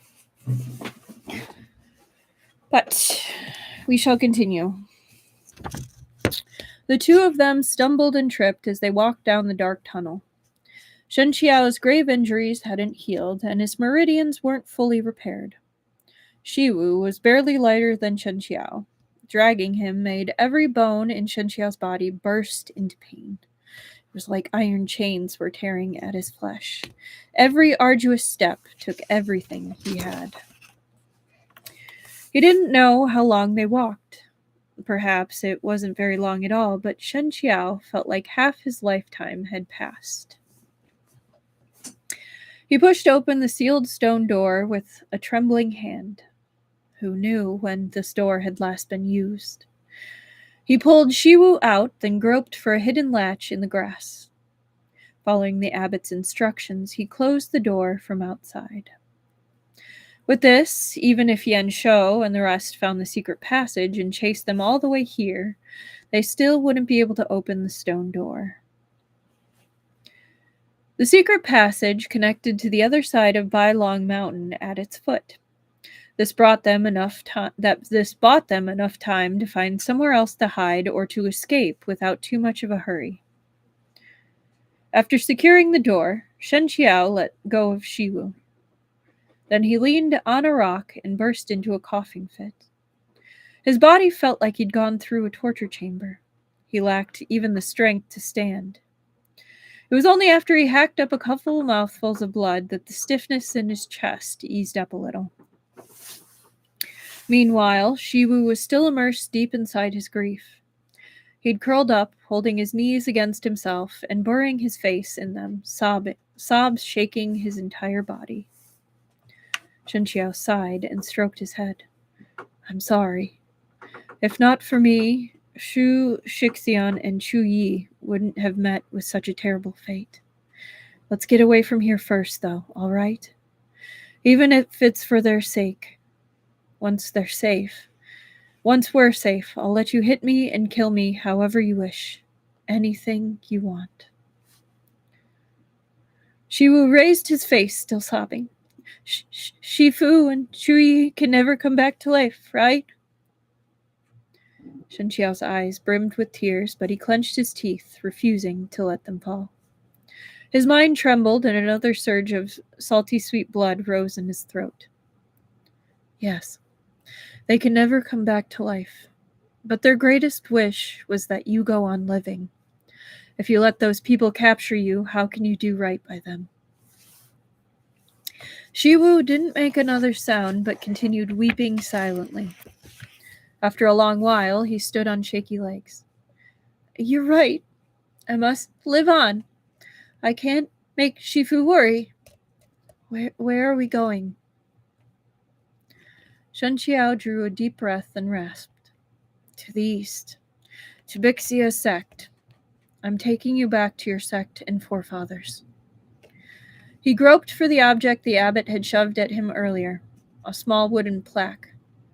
On one side was carved the words Bixia Sect, and on the other was a single character, Shu. It must have been the abbot's proof of identity back at Bixia. After gently stroking the plaque for a while, he handed it to Shiwu. This is something your Shifu left to you. You must keep it safe. For a long time, Shiwu only looked at it with a cherishing gaze. Then he gave it a few more strokes and carefully slipped it into his lapel, as if afraid he'd lose it the moment he stopped paying attention. Shen Qiao took the boy's hand and led him away.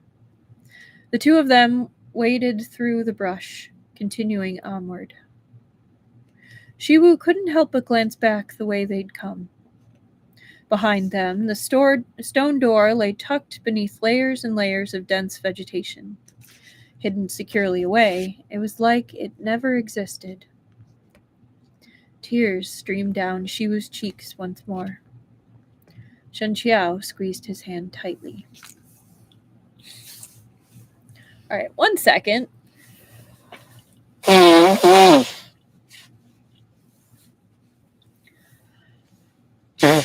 Can I just say, damn.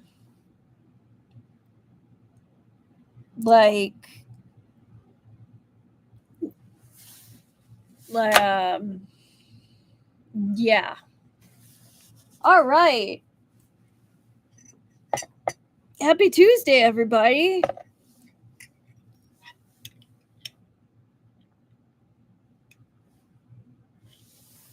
Maybe it's a good idea I'm reading fanfic for Christmas, because, yeah.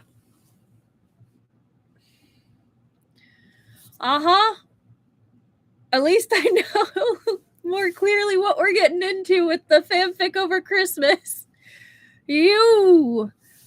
Oh, goodness. Reiterating what I said earlier, do you think that child death and character death and blood and gore cover? And to think this is my break from 2HA.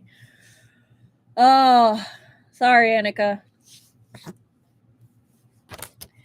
All right. Bixia's sect was on Mount Tai, and Mount Tai was in Dongping Commandery. One could travel straight through Ji province to get there, but Shen Qiao was afraid that Yihuan sect would guess where they were going. So he took Shiwu southward into Liang province. Okay. Thank you, Annika. It was a long detour that almost doubled the length of their journey. Shiwu became quiet and reserved, no longer his former shy yet friendly self. He rarely spoke when they encountered other people. Shen Qiao knew what the trouble was, but he also knew his advice couldn't solve it. All he could do was wait for Shiwu to resolve it himself. The abbot had hidden some copper coins in the cellar. Though it wasn't much, with some frugality, it would be enough to last their entire journey to Dongping Commandery. They hurried along during the day and stayed inside the cities at night. If there wasn't a city nearby, they did their best to search for one of the livelier towns. As the saying went, a true hermit secludes themselves within the markets. The more people they were among, the less likely they were to be found. That's so smart. Evening fell as they strode into western Yan province. Shen Qiao found them in to stay at inside the city. There was just one bed, which he gave to Shiwu while he himself meditated, cultivating.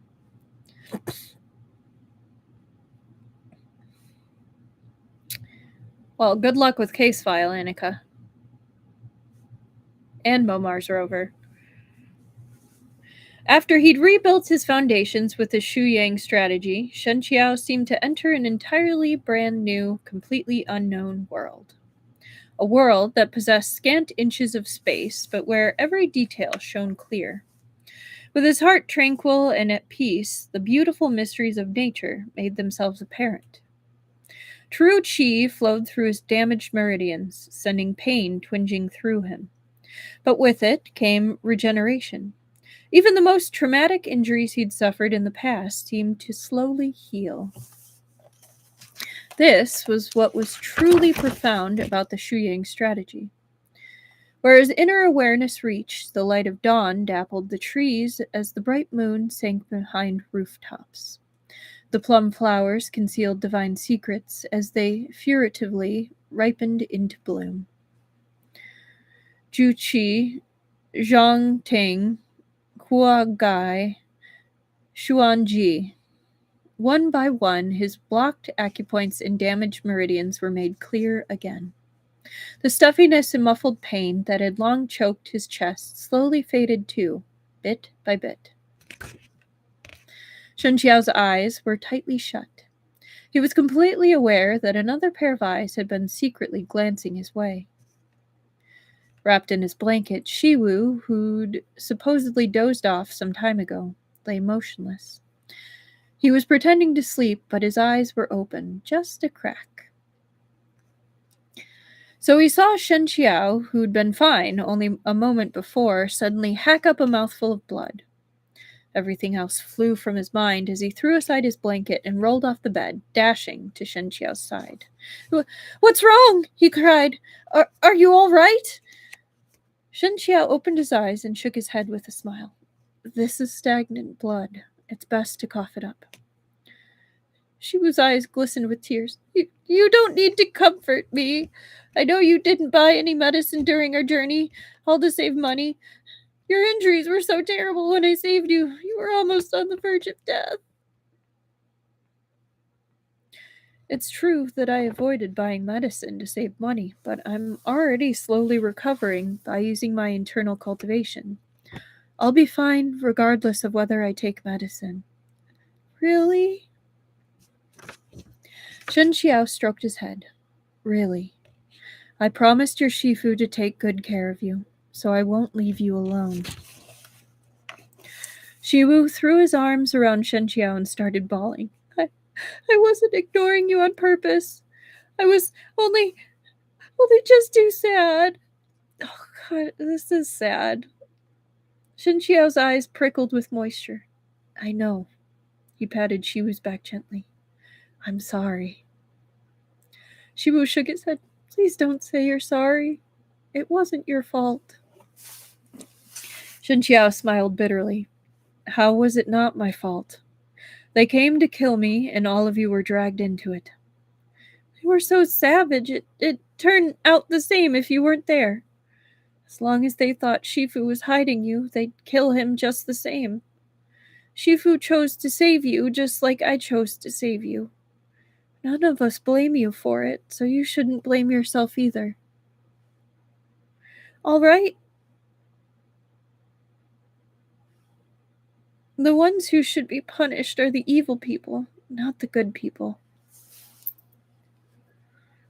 Ugh.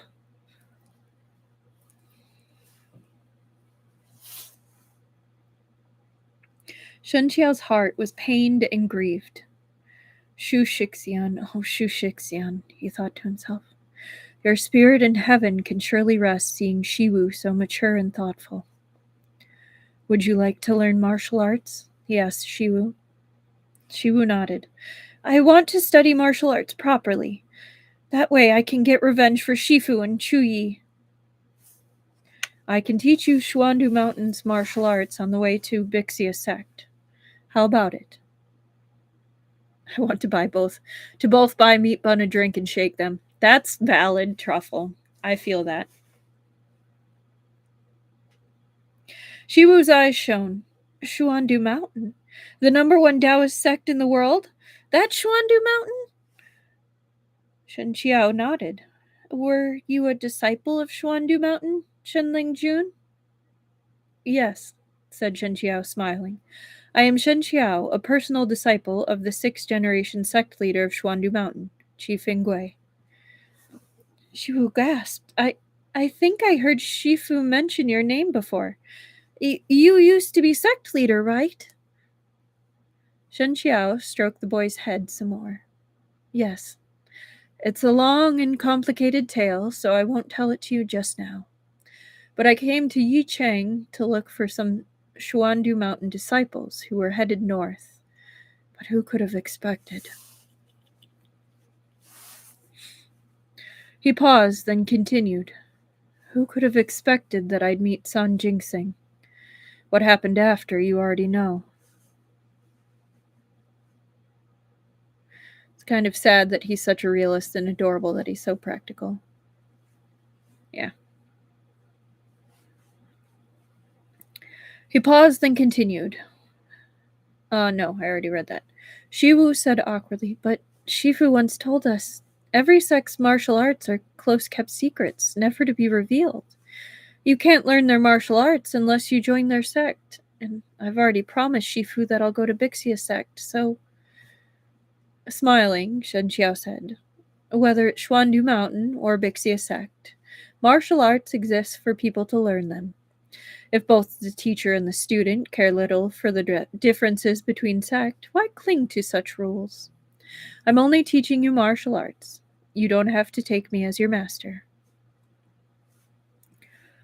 Then he took out Shan He Tong Bei, unraveling the tightly wound black cloth that disguised it as a bamboo cane. He peeled off each strip of cloth, layer by layer. Shan He Tong Bei? Curious, Shiwu read the characters carved upon it. When the common people suffer, the mountains and rivers grieve in pain. The grass and trees hold souls, all within heaven and earth's eternal reign. Shen Qiao spoke slowly, running his fingers over the sheath. Suddenly, he clutched the hilt and swiftly drew the sword. His wrist barely twitched, but the room was brimming with a brilliant radiance in an instant.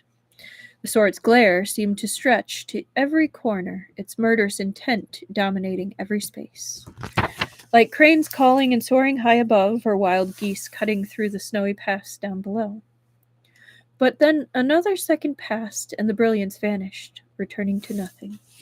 Okay, so as Shan He Tong Bei means, the mountains and rivers grieve in tandem, it's implied that this poem is the namesake for Shen Qiao's sword. The room was still the same room, the sword was still the same sword. It was as if the vision had only been Shiwu's hallucination. Shiwu was frozen there for a while, gaping. He looked completely dumbfounded. Shen Qiao smiled at him. Go touch that robe. He was referring to his own outer robe. As it had been soaked by the rain on the way here, he'd removed and hung it upon a wooden rack in their room. The moment Shiwu's fingers touched the robe, a sound of surprise escaped him. The robe disintegrated into tiny flakes which drifted to the floor. Save for the robe, everything else in the room was completely unaffected. Shiwu's expression went from dumbfounded to utterly stupefied. What do you think? Amazing. A laugh sputtered from Shen Qiao. I was asking if you wanted me to teach you martial arts. Shiwu nodded convulsively. Praise be to Shen Shi. Please accept Shiwu's respects. So Shen Shi literally means Shen Master. Because Shiwu hasn't officially accepted Shen Qiao as his master, he uses this as a suffix to show his respect instead. Okay. It's a great description of the experience. I remember staring at the wall after reading the next to last volume of Remnants of Filth. It's a rough one. I actually have not read all of Remnants of Filth because that's really rough. It's one of those to be read, but not today. Alright. We have one more chapter. Shen Qiao does have a duckling. A very eager duckling that he fed himself first and then found later.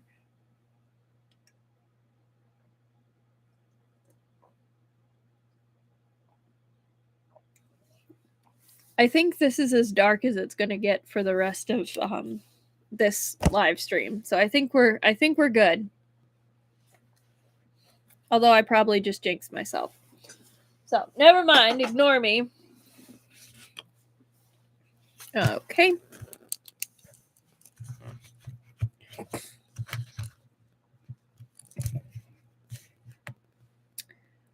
I'm going to put 155.15.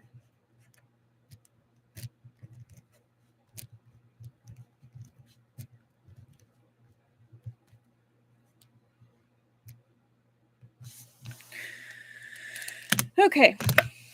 Chapter 48, Shen Qiao.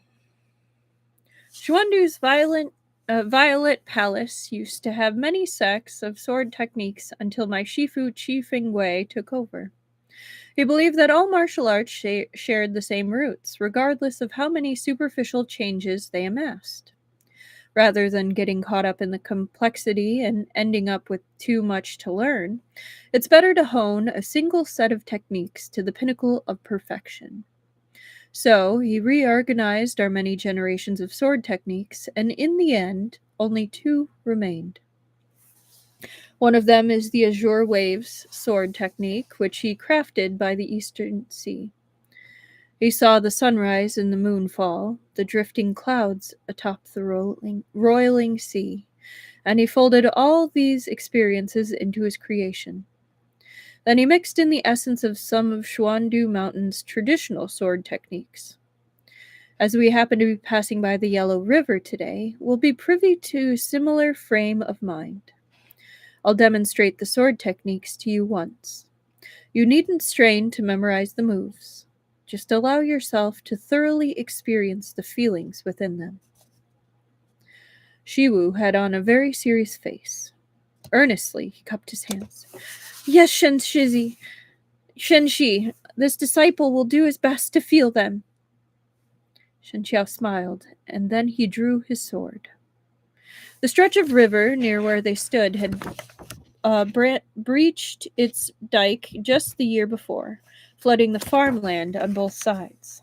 Even today, most of the houses remained empty. There was desolation as far as the eye could see.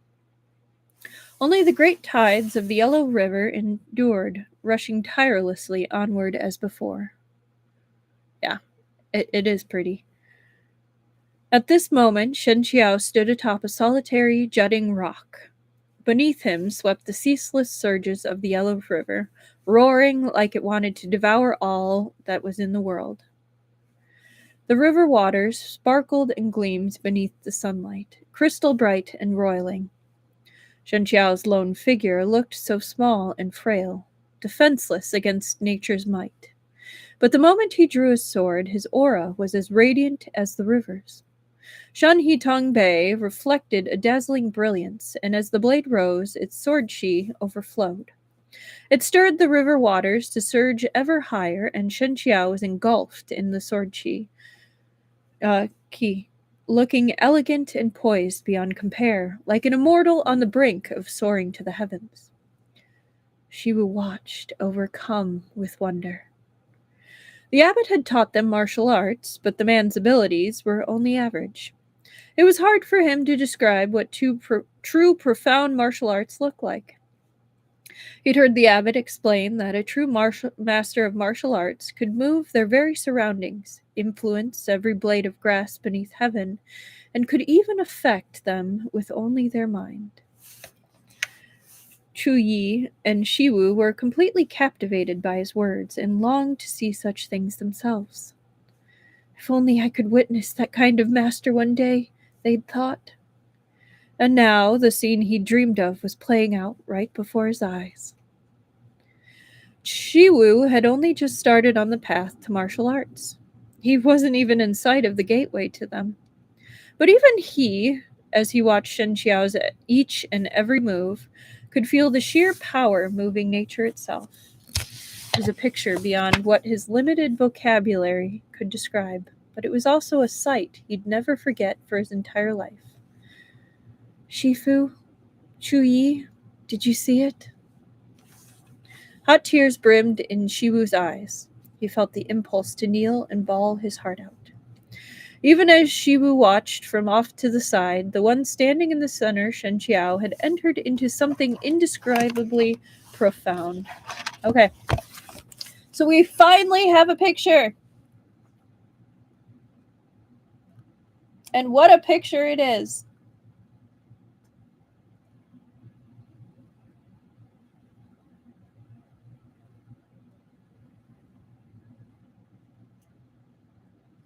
I'm gonna zoom in on our faces.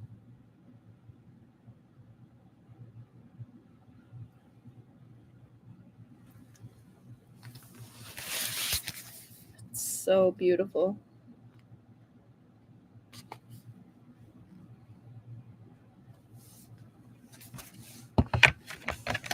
They needed this after last chapter.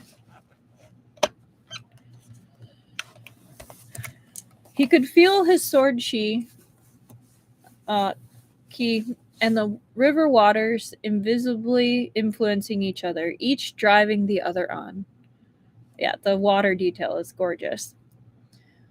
His sword intent flowed through his entire body before gushing forth from Shen Qiao in his hand. His heart followed his thoughts, and his sword followed his heart. The fully formed sword intent transformed into an arc of white light, piercing straight through the dense haze of vapor. Wherever the sword intent fell, the river waters exploded with a thunderous roar. Hang on, I had to check something. Okay. Water droplets sprayed out, sparkling with the colors of the rainbow. It was a magnificent sight. The point of Shen Qiao's sword quivered. Abruptly and without warning, he sprang from the rock. Though he'd been enthralled just a moment ago, Shiwu yelled at the sight and ran to the riverbank. But as Shen Qiao swiftly descended into the turbulent waters, his sword didn't stop. It moved unceasingly, free and unrestrained, as if he were only strolling through a courtyard, plucking flowers with his sword. The Yellow River, which had never stopped for anyone, which hungered to devour everything in its path, kept galloping onward beneath Shen Qiao. But in the 1 meter radius around him, it became as gentle as the moonlight's touch upon a breeze, leaving all unstirred, letting everything come and go. Spring comes not from heaven, but from my hands. The rushing waters are heartless, while my sword is warm-hearted. With my warm-hearted sword, I gallop through the heartless waters. Alone, I brace the thousand storms, continuing ever onward. Where my sword glare falls, I obtain the essence of all beauty. Having completed the entire set, Shen Qiao leapt from a rock in the riverbank onto the bank. He looked behind him, squinting. His vision was still rather lacking. Perhaps the lingering poison had stayed too long, too deep within his body, for even as he rebuilt his foundations, his eyes never regained the clarity that they'd once had. But this didn't hinder him. During this demonstration of swordplay, he'd used his innate awareness of the world around him, utilizing his sword intent to maintain a connection with his surroundings. Hence, his steps had been absolutely precise, unaffected by his poor eyesight. He lost some, gained some. It was a blessing in disguise. Next to him, Shiwu asked timidly, Shen Shi, is it really possible for me to reach your level one day? Shen Qiao stroked the boy's head and smiled. Of course you can. Many thousand paths spring from the great Tao. Everyone walks their own. As long as you study diligently, success will naturally follow. Shiwu couldn't help but smile. It was the first time he'd smiled since leaving Bailong Monastery. Shen Qiao squatted so that their gazes were level. I know you haven't forgotten your Shifu's death. I haven't forgotten either. We'll keep him in our hearts together, but your Shifu's spirit in heaven surely wants you to live happily. So promise me, once we pass the Yellow River, let us throw away our sorrows and continue forward in joy. All right? At the mention of his Shifu, Shiwu's eyes grew moist once more, but he quickly nodded his head. All right. I'll live on and live well. I'll train hard and become a good person. That way, I won't disappoint Shifu, and I won't disappoint you. Shen Qiao didn't speak, just held him tightly for a long time. Finally, he released the boy and took his hand. 2 figures, one large and one small, walked slowly along the Yellow River, moving ever forward. As for the Yellow River, it continued to roar onward, never changing. Their pace wasn't fast. The journey took them a fair number of months. It was already early August when they arrived at the foot of Mount Tai. Yeah, he really is a precious being. We protect Shiwu in this household. Mount Tai had many peaks, both large and small, totaling over 100. Bixia sect wasn't located on Dai Summit, where many generations of kings and emperors had performed their imperial ceremonies of mountain worship, but on a rather unknown peak around the northeast side called Shuanan Peak. Shuanan Peak wasn't particularly tall, but its environment was auspicious and blessed by nature. Jagged rocks circled its summit, and clear streams murmured atop it. Due to its treacherous landscape, few travelers or woodcutters visited. Shiwu is one of the best babies. The two of them took a short break at the foot of the mountain to rest and prepare, then began their climb. The closer they got to their destination, the more nervous Shiwu became. He grew fidgety and restless. As Shen Qiao led him up the mountain, he blurted out, Shen Shi, do you know what kind of sect Bixia sect is? Shen Qiao smiled and answered. Bixia sect was founded during the Han Dynasty. These days, it's led by Shao Qiying. Shu Xiang said that sect leader Shao is his shizi, so in terms of seniority, you should be in the same generation. Shiwu clutched a corner of Shen Qiao's robe, but not because he was afraid of falling. He'd been studying martial arts and swordplay under Shen Qiao for the past few months, and had made great progress. He'd already internalized nearly half of Xuandu Mountain's Qinggong. A rainbow stretches across the heaven. Once you bring me to Bixia sect, will your esteemed self leave? Do you not wish for me to leave? Shen Qiao deliberately teased him. Shiwu was a little embarrassed. He gave a closed-mouthed smile and didn't answer. Ever since the abbot and Chu Yi passed away, Shen Qiao had been taking attentive care of Shiwu, both as a master and as a father. Shiwu had long grown to see him as his only family, and he admired and adored Shen Qiao deeply. Oh, hi, Dai. Welcome. We are on the last chapter. We had some rather dark things happen. There will be some trigger warnings put into the video. There's been some blood and gore and other things have happened. But it's been very plot heavy. So definitely something you might want to go back and watch later. It's just a very rough chapter, or very rough stream. So be mindful. I did like the art. It was very cute. Thank you for drawing me. I was very surprised and very touched. That was very cool of you to do that. So thank you. But yeah, I hope you've been having a good day. Of course. But yes. Once you bring me to Bixia sect, will your esteemed self leave? Do you not wish for me to leave? Shen Qiao deliberately teased him. Shiwu was a little embarrassed. He gave a closed-mouthed smile and did not answer. Ever since the abbot and Chu Yi passed away, Shen Qiao had been taking attentive care of Shiwu, both as a master and as a father, which I love. I love that they blatantly put out that he became Shiwu's father. Shiwu had long since grown to see him as his only family, and he admired and adored Shen Qiao deeply. Now that Bixia sect was right in front of them, his Shifu's dying wish would soon be fulfilled. But it came with the prospect of separation, so he couldn't feel happy at all. "Don't worry," said Shen Qiao. "I won't leave as soon as we arrive. We'll check things out first." What he hadn't told Shiwu was this. Although Bixia sect had been a very large and powerful sect, they'd fallen into great decline over the recent years. Only the appearance of Shao Qiying had bolstered their reputation.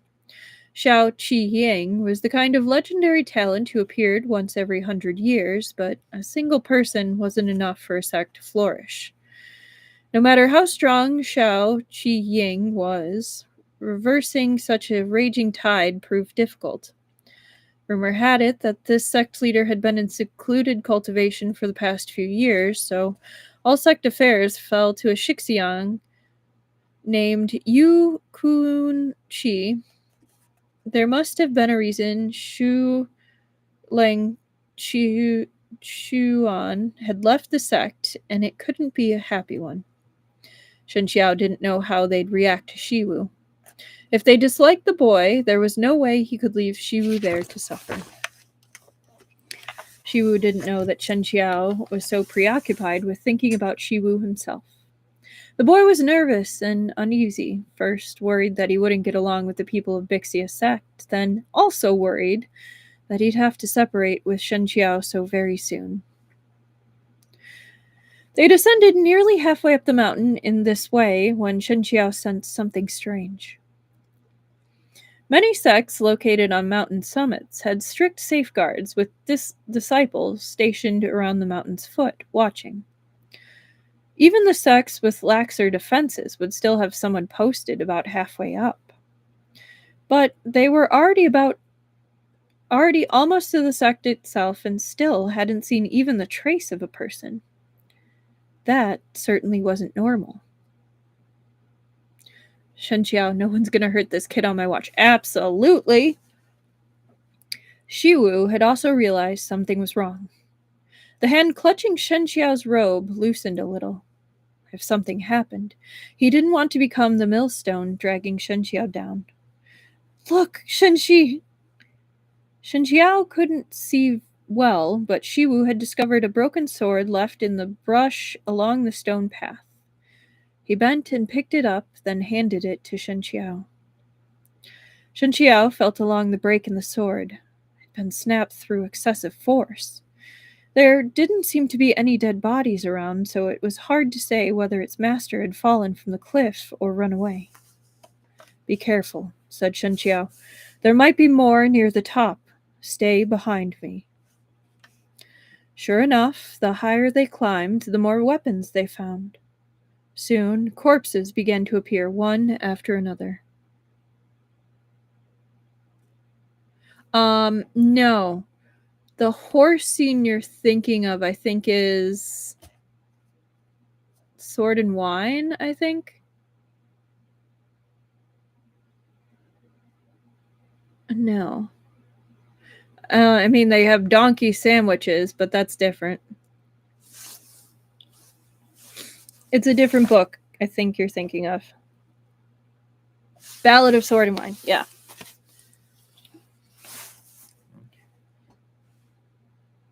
Yes, thank you, Truffle. Soon corpses began to appear one after the other. Whether they were Bixia sect disciples or not was unclear. Just then, a distinct and distant shout came from behind them. "Who goes there? Halt!" Before they finished speaking, they swung a sword at Shiwu's back. Shen Qiao heard the voice. His expression unchanged, he grabbed Shiwu and turned, swapping their position in the blink of an eye. Then he himself went to welcome the blade. He didn't draw Shan He Tong Bei, but sent a palm strike to knock the blade aside and off course. With a flap and a furl of his sleeve, he caught the attacker's wrist. "Taoist Master Shen?" said the astonished attacker. "Who is this distinguished master?" Shen Qiao squinted, but could only make out a person's silhouette before him, their features unclear. This is the slow burn political drama that's secretly gay. Yeah. This one is Fan Yuan Bai, a disciple of Bixia sect. We met once before in the Su residence, they said. Shen Qiao thought for a moment, and a faint impression came back to him. Back when he'd attended Madame Qin's birthday banquet in place of Yan Wushi, he had indeed met a disciple from Bixia sect. May this one ask why Taoist Master Shen is here? Asked Fan Yuan Bai. There was obvious disquiet in his voice, but he'd endured it to lightly ask after Shen Qiao, partly because Fan Yuan Bai was mild-tempered by nature, partially because he was one of many who'd been impressed with Shen Qiao's duel against Juan Wen Yang. Shen Qiao briefly explained the connection between Shiwu and Bixia sect. He even had Shiwu show him the wooden plaque as proof. Fan Yuan Bai accepted the wooden plaque and examined it for a moment. Indeed, I've heard of Shishuzi.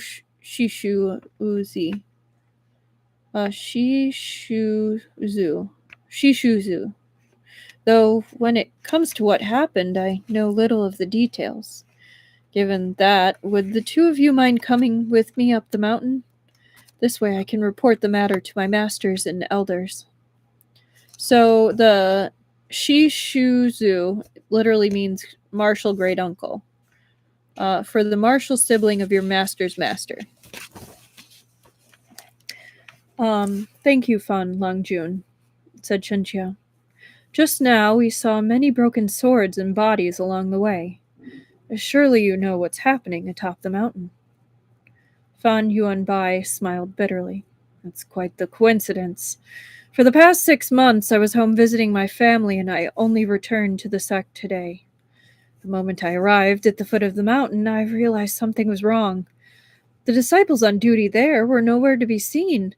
I ran up the mountain, stricken by panic and the alarm, then happened to encounter the two of you. I thought he'd thought them to be enemies, not allies. If that's the case, said Shen Qiao, let's not waste any more time here. We'll hurry up to see what's happened. If nothing's wrong, that would at least put our hearts at ease. Fan Yuan Bai quickly concurred and joined Shen Qiao and Shiwu in their journey up the mountain. But the higher they climbed, the more on edge they became, as if their hearts were suspended above an abyss. We know about abysses, don't we? For as they went farther, all they saw were more and more swords and corpses. Fan Yuan Bai held fast to his composure at first. He even bent to examine the bodies and check if anyone was still alive.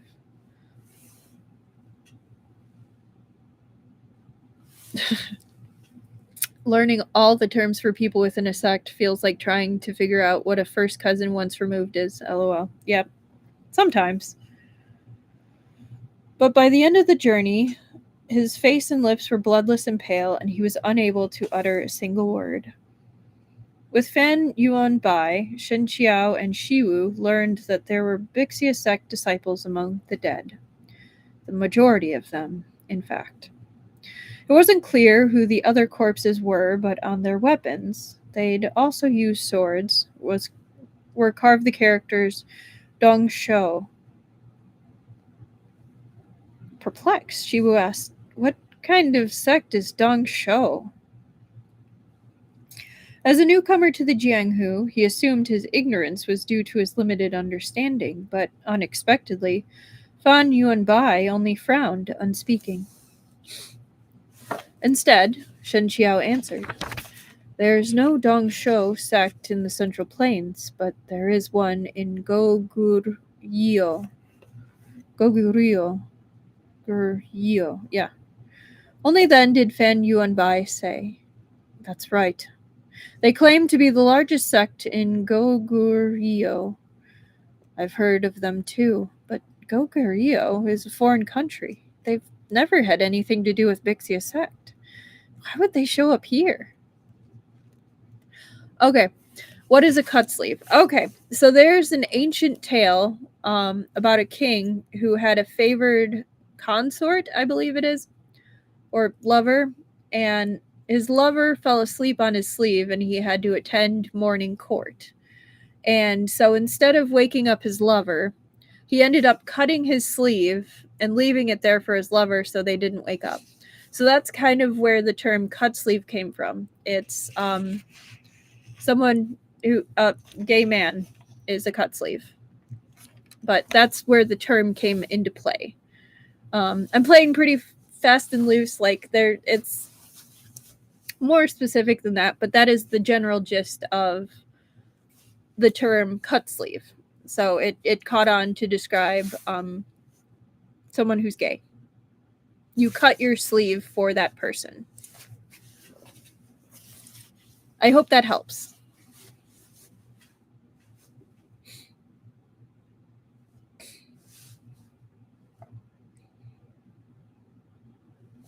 Good. The conversation didn't slow them down. The mountain summit loomed closer and closer, and they could already hear the clash of blades drifting across the distance.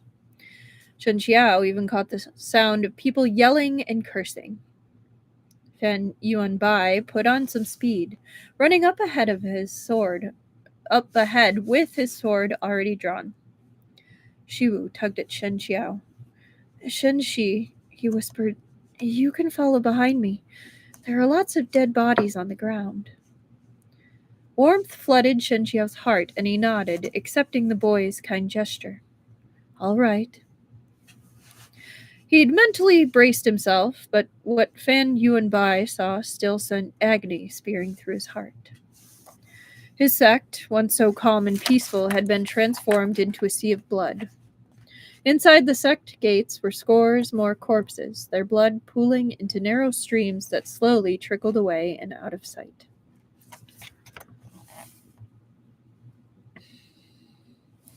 Honestly, I know it was used as a derogatory term, but the story is so cute that I just can't take it seriously as an insult. I mean, at some points it was actually very fashionable to be a cut sleeve. But, yeah. No, I hear what you're saying. It is a really sweet story. Yeah.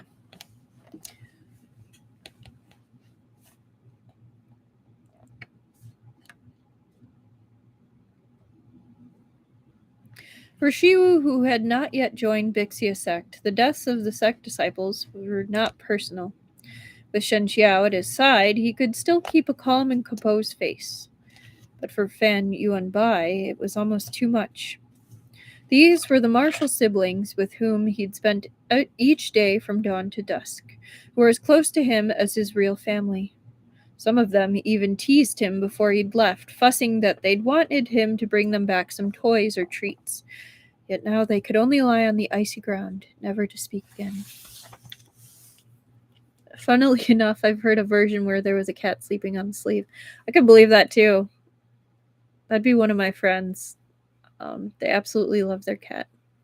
What if it was both and the emperor had to show up to court with no sleeves? It'd be amazing. I have a history to this today. I'm going to be so unconscious today. Well, make sure to get some sleep. You can always watch the beginning part later. Die.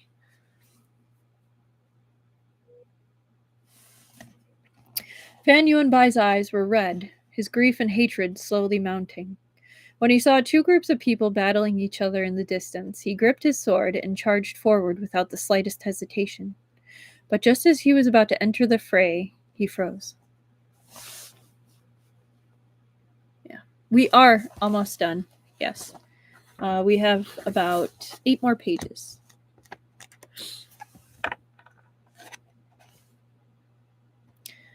Both factions of fighters were dressed in the clothes of Bixia's sect disciples, and he saw familiar faces on both sides. Li Shidi! Qiao Shidi! Stop! What's going on? But everyone was in the thick of battle, completely absorbed in the fight. No one paid him any attention as the clash of weapons rang out endlessly, dazzling light gleaming off their blades. Fen Yuanbai couldn't understand what was happening. Why, after a single trip away from the mountain, he'd returned to this scene of his sect slaughtering one another. The tumult in his heart left him distracted, and so he failed to notice the sword that thrust towards his back. But before his ambusher could drive his sword into Fan Yuanbai, he screamed and dropped his weapon, then fell to the ground howling and squirming, clutching his wrist. "Watch out behind you." Shen Qiao's voice came from behind, even and composed. Fan Yuanbai's senses returned a little, and he turned to thank him. Then he yanked up his attacker, only to realize that it was another Bixia sect disciple. Elderlu's disciple, Shu Qi? Why did you attack me? Oh my god, they really are. In this chapter, Shen Qiao and his escort are the guy returning with pizza to a burning room. Yep, and Shen Qiao's the pizza. The escort's the dude holding it. Shen Qiao's the pizza, just like, I'm just here, man. Like, I don't really have much to do with this, but I'm here. Shu Qiao looked at Shen Qiao, who had just cut the tendons in his wrist with a single blow. He turned fearful and said, The real sect leader returned, but your Shifu, Elder Yu, refused to step down from his position as acting sect leader. He ordered his disciples to war with us. The more Fan Yuanbai heard, the more confused he became. Finally, he had to cut in. Nonsense!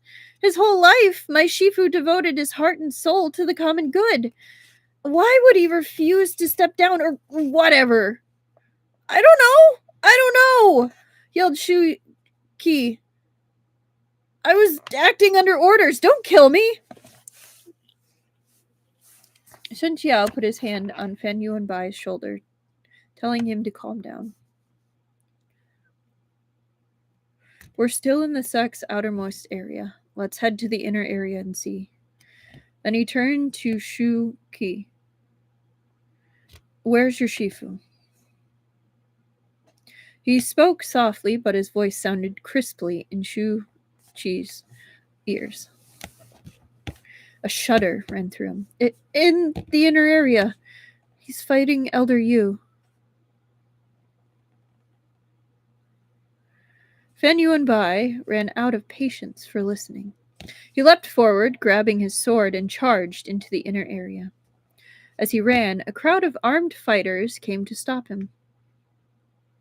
Some were from his sect, and some were from Dong Shou sect, and there were also some dressed in black, who had heavy brows and prominent noses. After a few exchanges of blows, Fan Yuanbai's strength started to flag, and his movements grew clumsier. He was almost hit with a slash, but fortunately Shen Qiao had followed closely behind, keeping an eye on him. Green as he was, Shiwu was handling the situation with much more ease than Fan Yuanbai. The sword he was using was just an ordinary longsword he'd picked up on the way up the mountain, but with his every move, he brought to bear all of Shen Qiao's recent teachings. He felt none of Fan Yuanbai's turmoil, and with Shen Qiao beside him, his mind was clearer, his movements steadier. In fact, he was taking the charging attackers as nothing more than sparring opponents. But Shiwu was still only a novice, after all.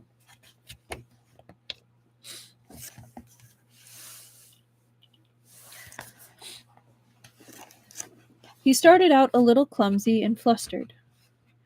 When, after great effort, he finally subdued an enemy, he rushed to turn his head, seeking an approving smile from the person behind him. Shen Qi, how did I do? And Shen Qiao really did smile. Very well, he said, but you must be careful. He brushed his hand gently over the boy's shoulder, leaving behind a blooming trace of warmth. Greatly encouraged, Shiwu said, Yes! In the inner area, Yue Kunqi's sword flew from his hand when Ruan Hai Lo slammed a palm into his waist, forcing Yue Kunqi to stumble 3 steps back and crash into a pillar. He paid no heed to the nearby disciples who rushed to help him, nor did he look at Ruan Hai Luo. Instead, he roared at sect elder Lu Feng. Lu Feng, how dare you collude with outsiders to assault Bixia sect? You traitorous evil bastard! You don't deserve to be a disciple of Bixia sect. Lu Feng scowled. You don't get to decide what I deserve or don't. You Kun Chiai. This is for sect leader Xiao to tell us. Yu Kun Chiai grit his teeth. Lu Feng's faction obviously knew that Xiao Shimei was in secluded cultivation and couldn't tolerate even the slightest disturbance. They'd timed their attack to coincide with her seclusion. When you were young, your Shifu's scolding often had you in tears, said Ruan Hai Luo. I was the one who ran down the mountain to buy you sweets. When your Shifu called you a fool, I was the one who took you by the hand and taught you all those moves. I trust you've forgotten all that? I didn't forget, said Yu Kunchai. I remember the kindness Ruan Shishu showed me for the rest of my life. But now you're a member of Dong Shou sect. You have married a Goguryeo princess. You brought these Dong Shou sect disciples here and slaughtered your way into Bixia sect, and you colluded with the Gok Turks and our sect elders, intent on the leader's seat. Is this how you treat your own sect? Ruan Hai Luo sneered. If your Shifu hadn't stabbed me in the back, subjected me to public castigation, exiled me from my own sect, and forced me to flee in despair, then I never would have ended up in Goguryeo. Of course, you wouldn't care how much I suffered before I cut the Dongsho sect leader's eye. I became his personal disciple, and 20 years passed in a blink. It's unfortunate your Shifu had already passed on. I'd have been more than happy to seek justice from him. Pu An Mi, who... Oh, that's a very unfortunate name. Pu An Mai. I'm going to say it like that. Pu An Mai, who'd been watching from the sidelines for a while, broke in. Say, why are you telling him so much? Rugong and Lu Gong. Shao Qi Ying is stuck in seclusion, so Yu Kun Chai holds sway as acting sect leader. Can only imagine how pleased he is about that. Of course he isn't willing to step down. We've already killed all these people, so let's just finish the job and do away with anyone who won't listen to us. Once Shao Qi Ying's the only one left, she won't be able to stop us, even if she does leave seclusion. He's right, said Lu Feng flatly. Yu Kun Chai's strength is almost spent. Ruin Shixian, he's just talking nonsense to buy time. Let's dispose of him first. Huai Li Shan owes you quite a bit, and now it's his disciples' turn for payback. Ruan Hai Luo spoke no more. He lunged forward and struck at Yue Kun Chai. His strength completely exhausted, Yue Kun Chai had nowhere to retreat. He could only close his eyes and wait for death. His disciple, Shou Yu Shui, leapt from his side, trying to block the blow for her master. Fen Yuan Bai stumbled onto the scene just in time to see it play out. Seized by terror and panic, he screamed, Shimei! The distance between them was too far. Even if he flung himself over, it was impossible to reach her in time. Just at that moment, a shining sword glare swept past his ear and pierced right between Ru Hailuo and Shu Yi Shu. It happened too fast for anyone to react. Ruan Hai Luo was already halfway through his strike. The sight filled him with alarm, but it was too late to withdraw. With all the majesty of a king descending from heaven, the sword glare screamed forth and quelled his palm strike. Pain seared through his palm, and he quickly retreated. He landed on the ground and looked down to see a long, bloody gash gored deep into his palm. Nearly all the Bixia sect disciples who were present had been either killed or injured during the battle in the inner area, and the remainder were all worn down and listless, unable to collect themselves. And so no one had realized Shen Qiao's strike had come with a fully formed sword intent. In fact, it approached the echelon of sword heart. The likes of Ruan Hai Luo had been able to tell, but he'd never lift his enemy's spirits by saying so. Who are you? Ruan Hai Luo snarled as he held the weeping gash on his hand. Shen Qiao. He returned his sword to his sheath, his voice quiet and gentle, but it sounded clearly in everyone's ears. Most people didn't show any particular response, but Pu On Mai's expression filled with horror, as if he'd seen a ghost. You're Shen Qiao? It seems this young master recognizes me. May I ask for your esteemed name? Pu On Mai silently repeated to himself that it was impossible. Then he pulled himself together and offered a smile. My master is Kun Yi. I trust the Taoist master Shen is familiar with him. Shen Qiao had excellent self-control. He showed little reaction to the name of the opponent who'd thrown him off a cliff and left him grievously injured. With a slight nod, he said, an old friend indeed. Having brought up his Shifu's name, Pu On Mai's confidence returned. Ever since the battle on Bamboo Peak, my master has missed Taoist Master Shen dearly. He even worried that you might have died from the fall. Fortunately, Taoist Master Shen overcame disaster through the blessings of heaven. My master isn't far from here. I trust that he'll be on the mountain by tomorrow. Then there can be a reunion between old friends, and Taoist Master Shen can catch up with my master properly. At the name Bamboo Peak, most people then realized who Shen Qiao was. All Shiwu knew was that some of the gazes directed at Shen Qiao angered him greatly. He couldn't help but frown to himself, stepping forward a little to block those eyes. Shen Qiao seemed to sense Shiwu's thoughts. He smiled a little and placed his hand on the boy's shoulder, his voice still gentle and mild. Indeed, there should be a proper reunion between old friends. He then changed the topic. I trust you're not all here because of me, so I must ask you to resolve the matter at hand first. Even in Goguryeo, I heard of Taoist Master Shen. Ruan Hai Luo said coldly, It's truly a pleasure to meet you today. However, these are Bixia sect's internal affairs, and Taoist Master Shen has no reason to interfere. May I ask why you're here? If it were anyone else, Ruan Hai Luo would have made the first attack in a bid for the upper hand long ago. But Shen Qiao's move had thoroughly shaken the audience, and it made him wary. Shen Qiao sighed. I have no intention of interfering with Bixia sect's internal matters. However, I came here today to return a junior to his sect and forefathers. Surely I can't simply stand by and watch you massacre the entire sect. Yu Kun Chai was confused. Taoist Master Shen, who is this junior you speak of? Shen Qiao briefly explained Shiwu's background.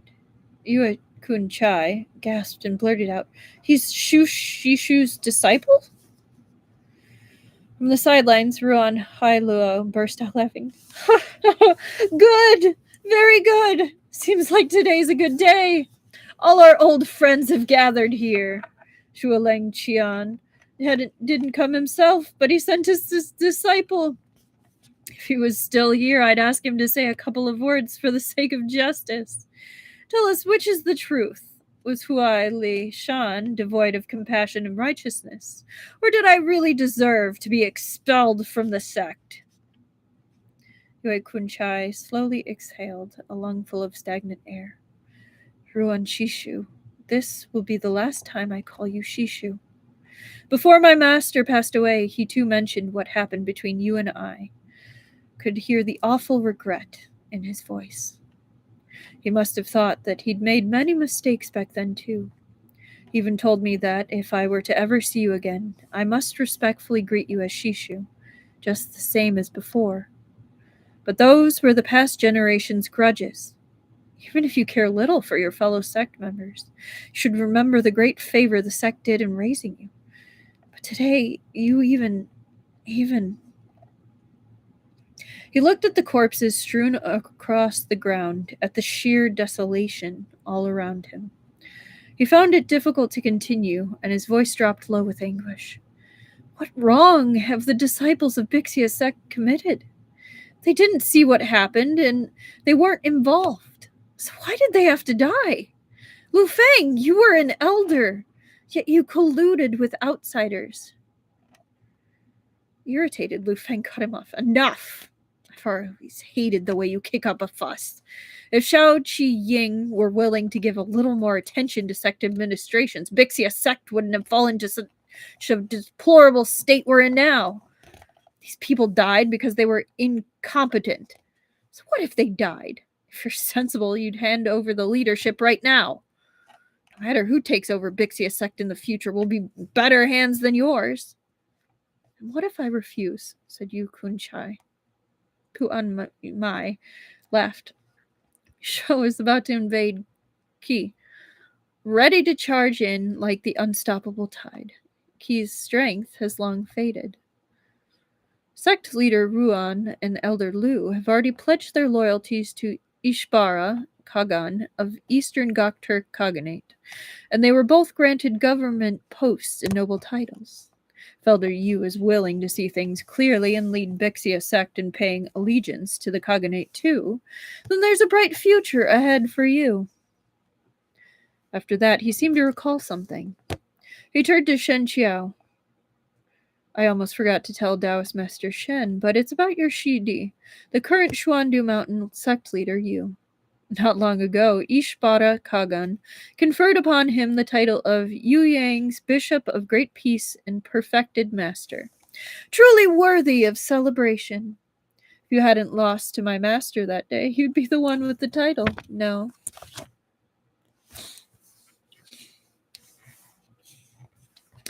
And that is where we're going to end tonight. We have one more live stream before we finish this, and that will be this Thursday. But whoo! We certainly went through it tonight, I'll tell you that. My goodness. I hope everyone is still doing all right and hanging in there. Good night, Truffle. Have a wonderful evening. We are flying through this. I mean, to be fair, there's 5 books in the series, and this is the second one. But yeah, we are definitely getting through it. Yeah. Okay. It's a chunky book. You're welcome, Annika. Thank you for coming. Thank you, everyone, for coming. I hope you enjoyed. I know it was a bit darker of a stream than most of them have been up to this point. Of course, Momar's Rover. But I will put those trigger warnings in for that section. I think this was general enough at the end where it's okay just leaving it. So I'm not going to put one at the end, but I will put one over there because that was very descriptive about what was going on. So yeah, I'll cover that. To anyone who watched later, I hope you enjoyed, and well, I don't know if enjoyed is the right word. I hope you enjoyed your time here with all of us and getting through this book. But I wish you a good night, and I hope to see you soon. Well, I hope to see you later. I don't know why I said hope to see you soon. I'm tired. Good night, everybody. Bye.